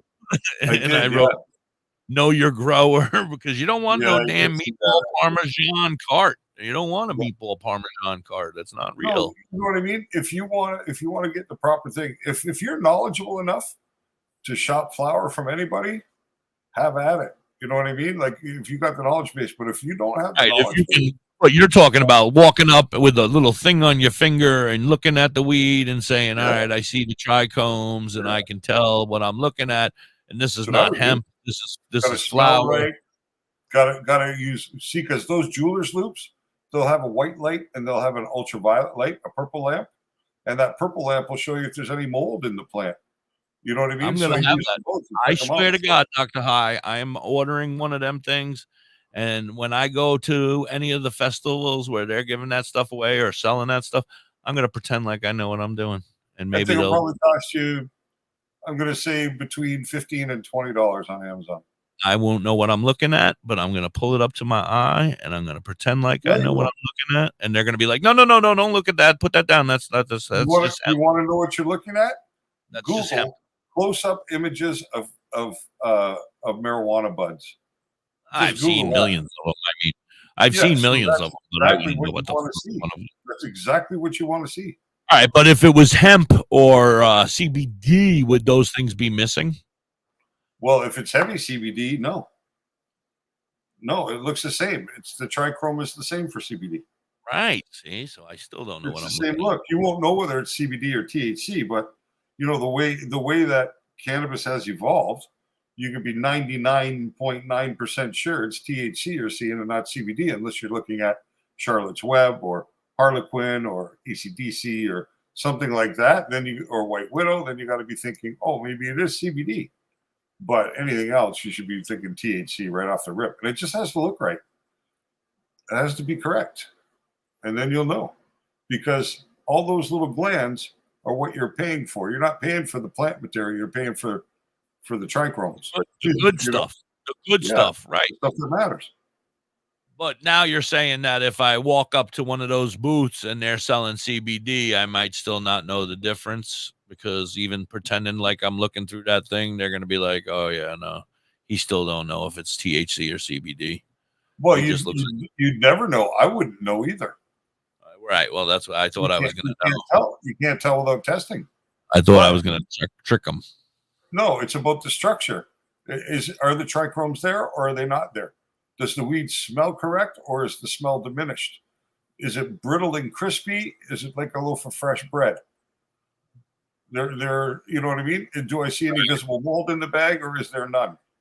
You know what I mean? Does it have a lingering smell of ammonia or cat piss to it, because that tells you that it was bagged too early while it was still wet? And ammonia, the smell of ammonia in your cannabis, is a byproduct of the degradation of THC under not optimal conditions, under damp conditions. And if you've ever had a bag and it opened up and had a little bit of a smell of ammonia in there, guaranteed you've smelt that before. Oh yeah.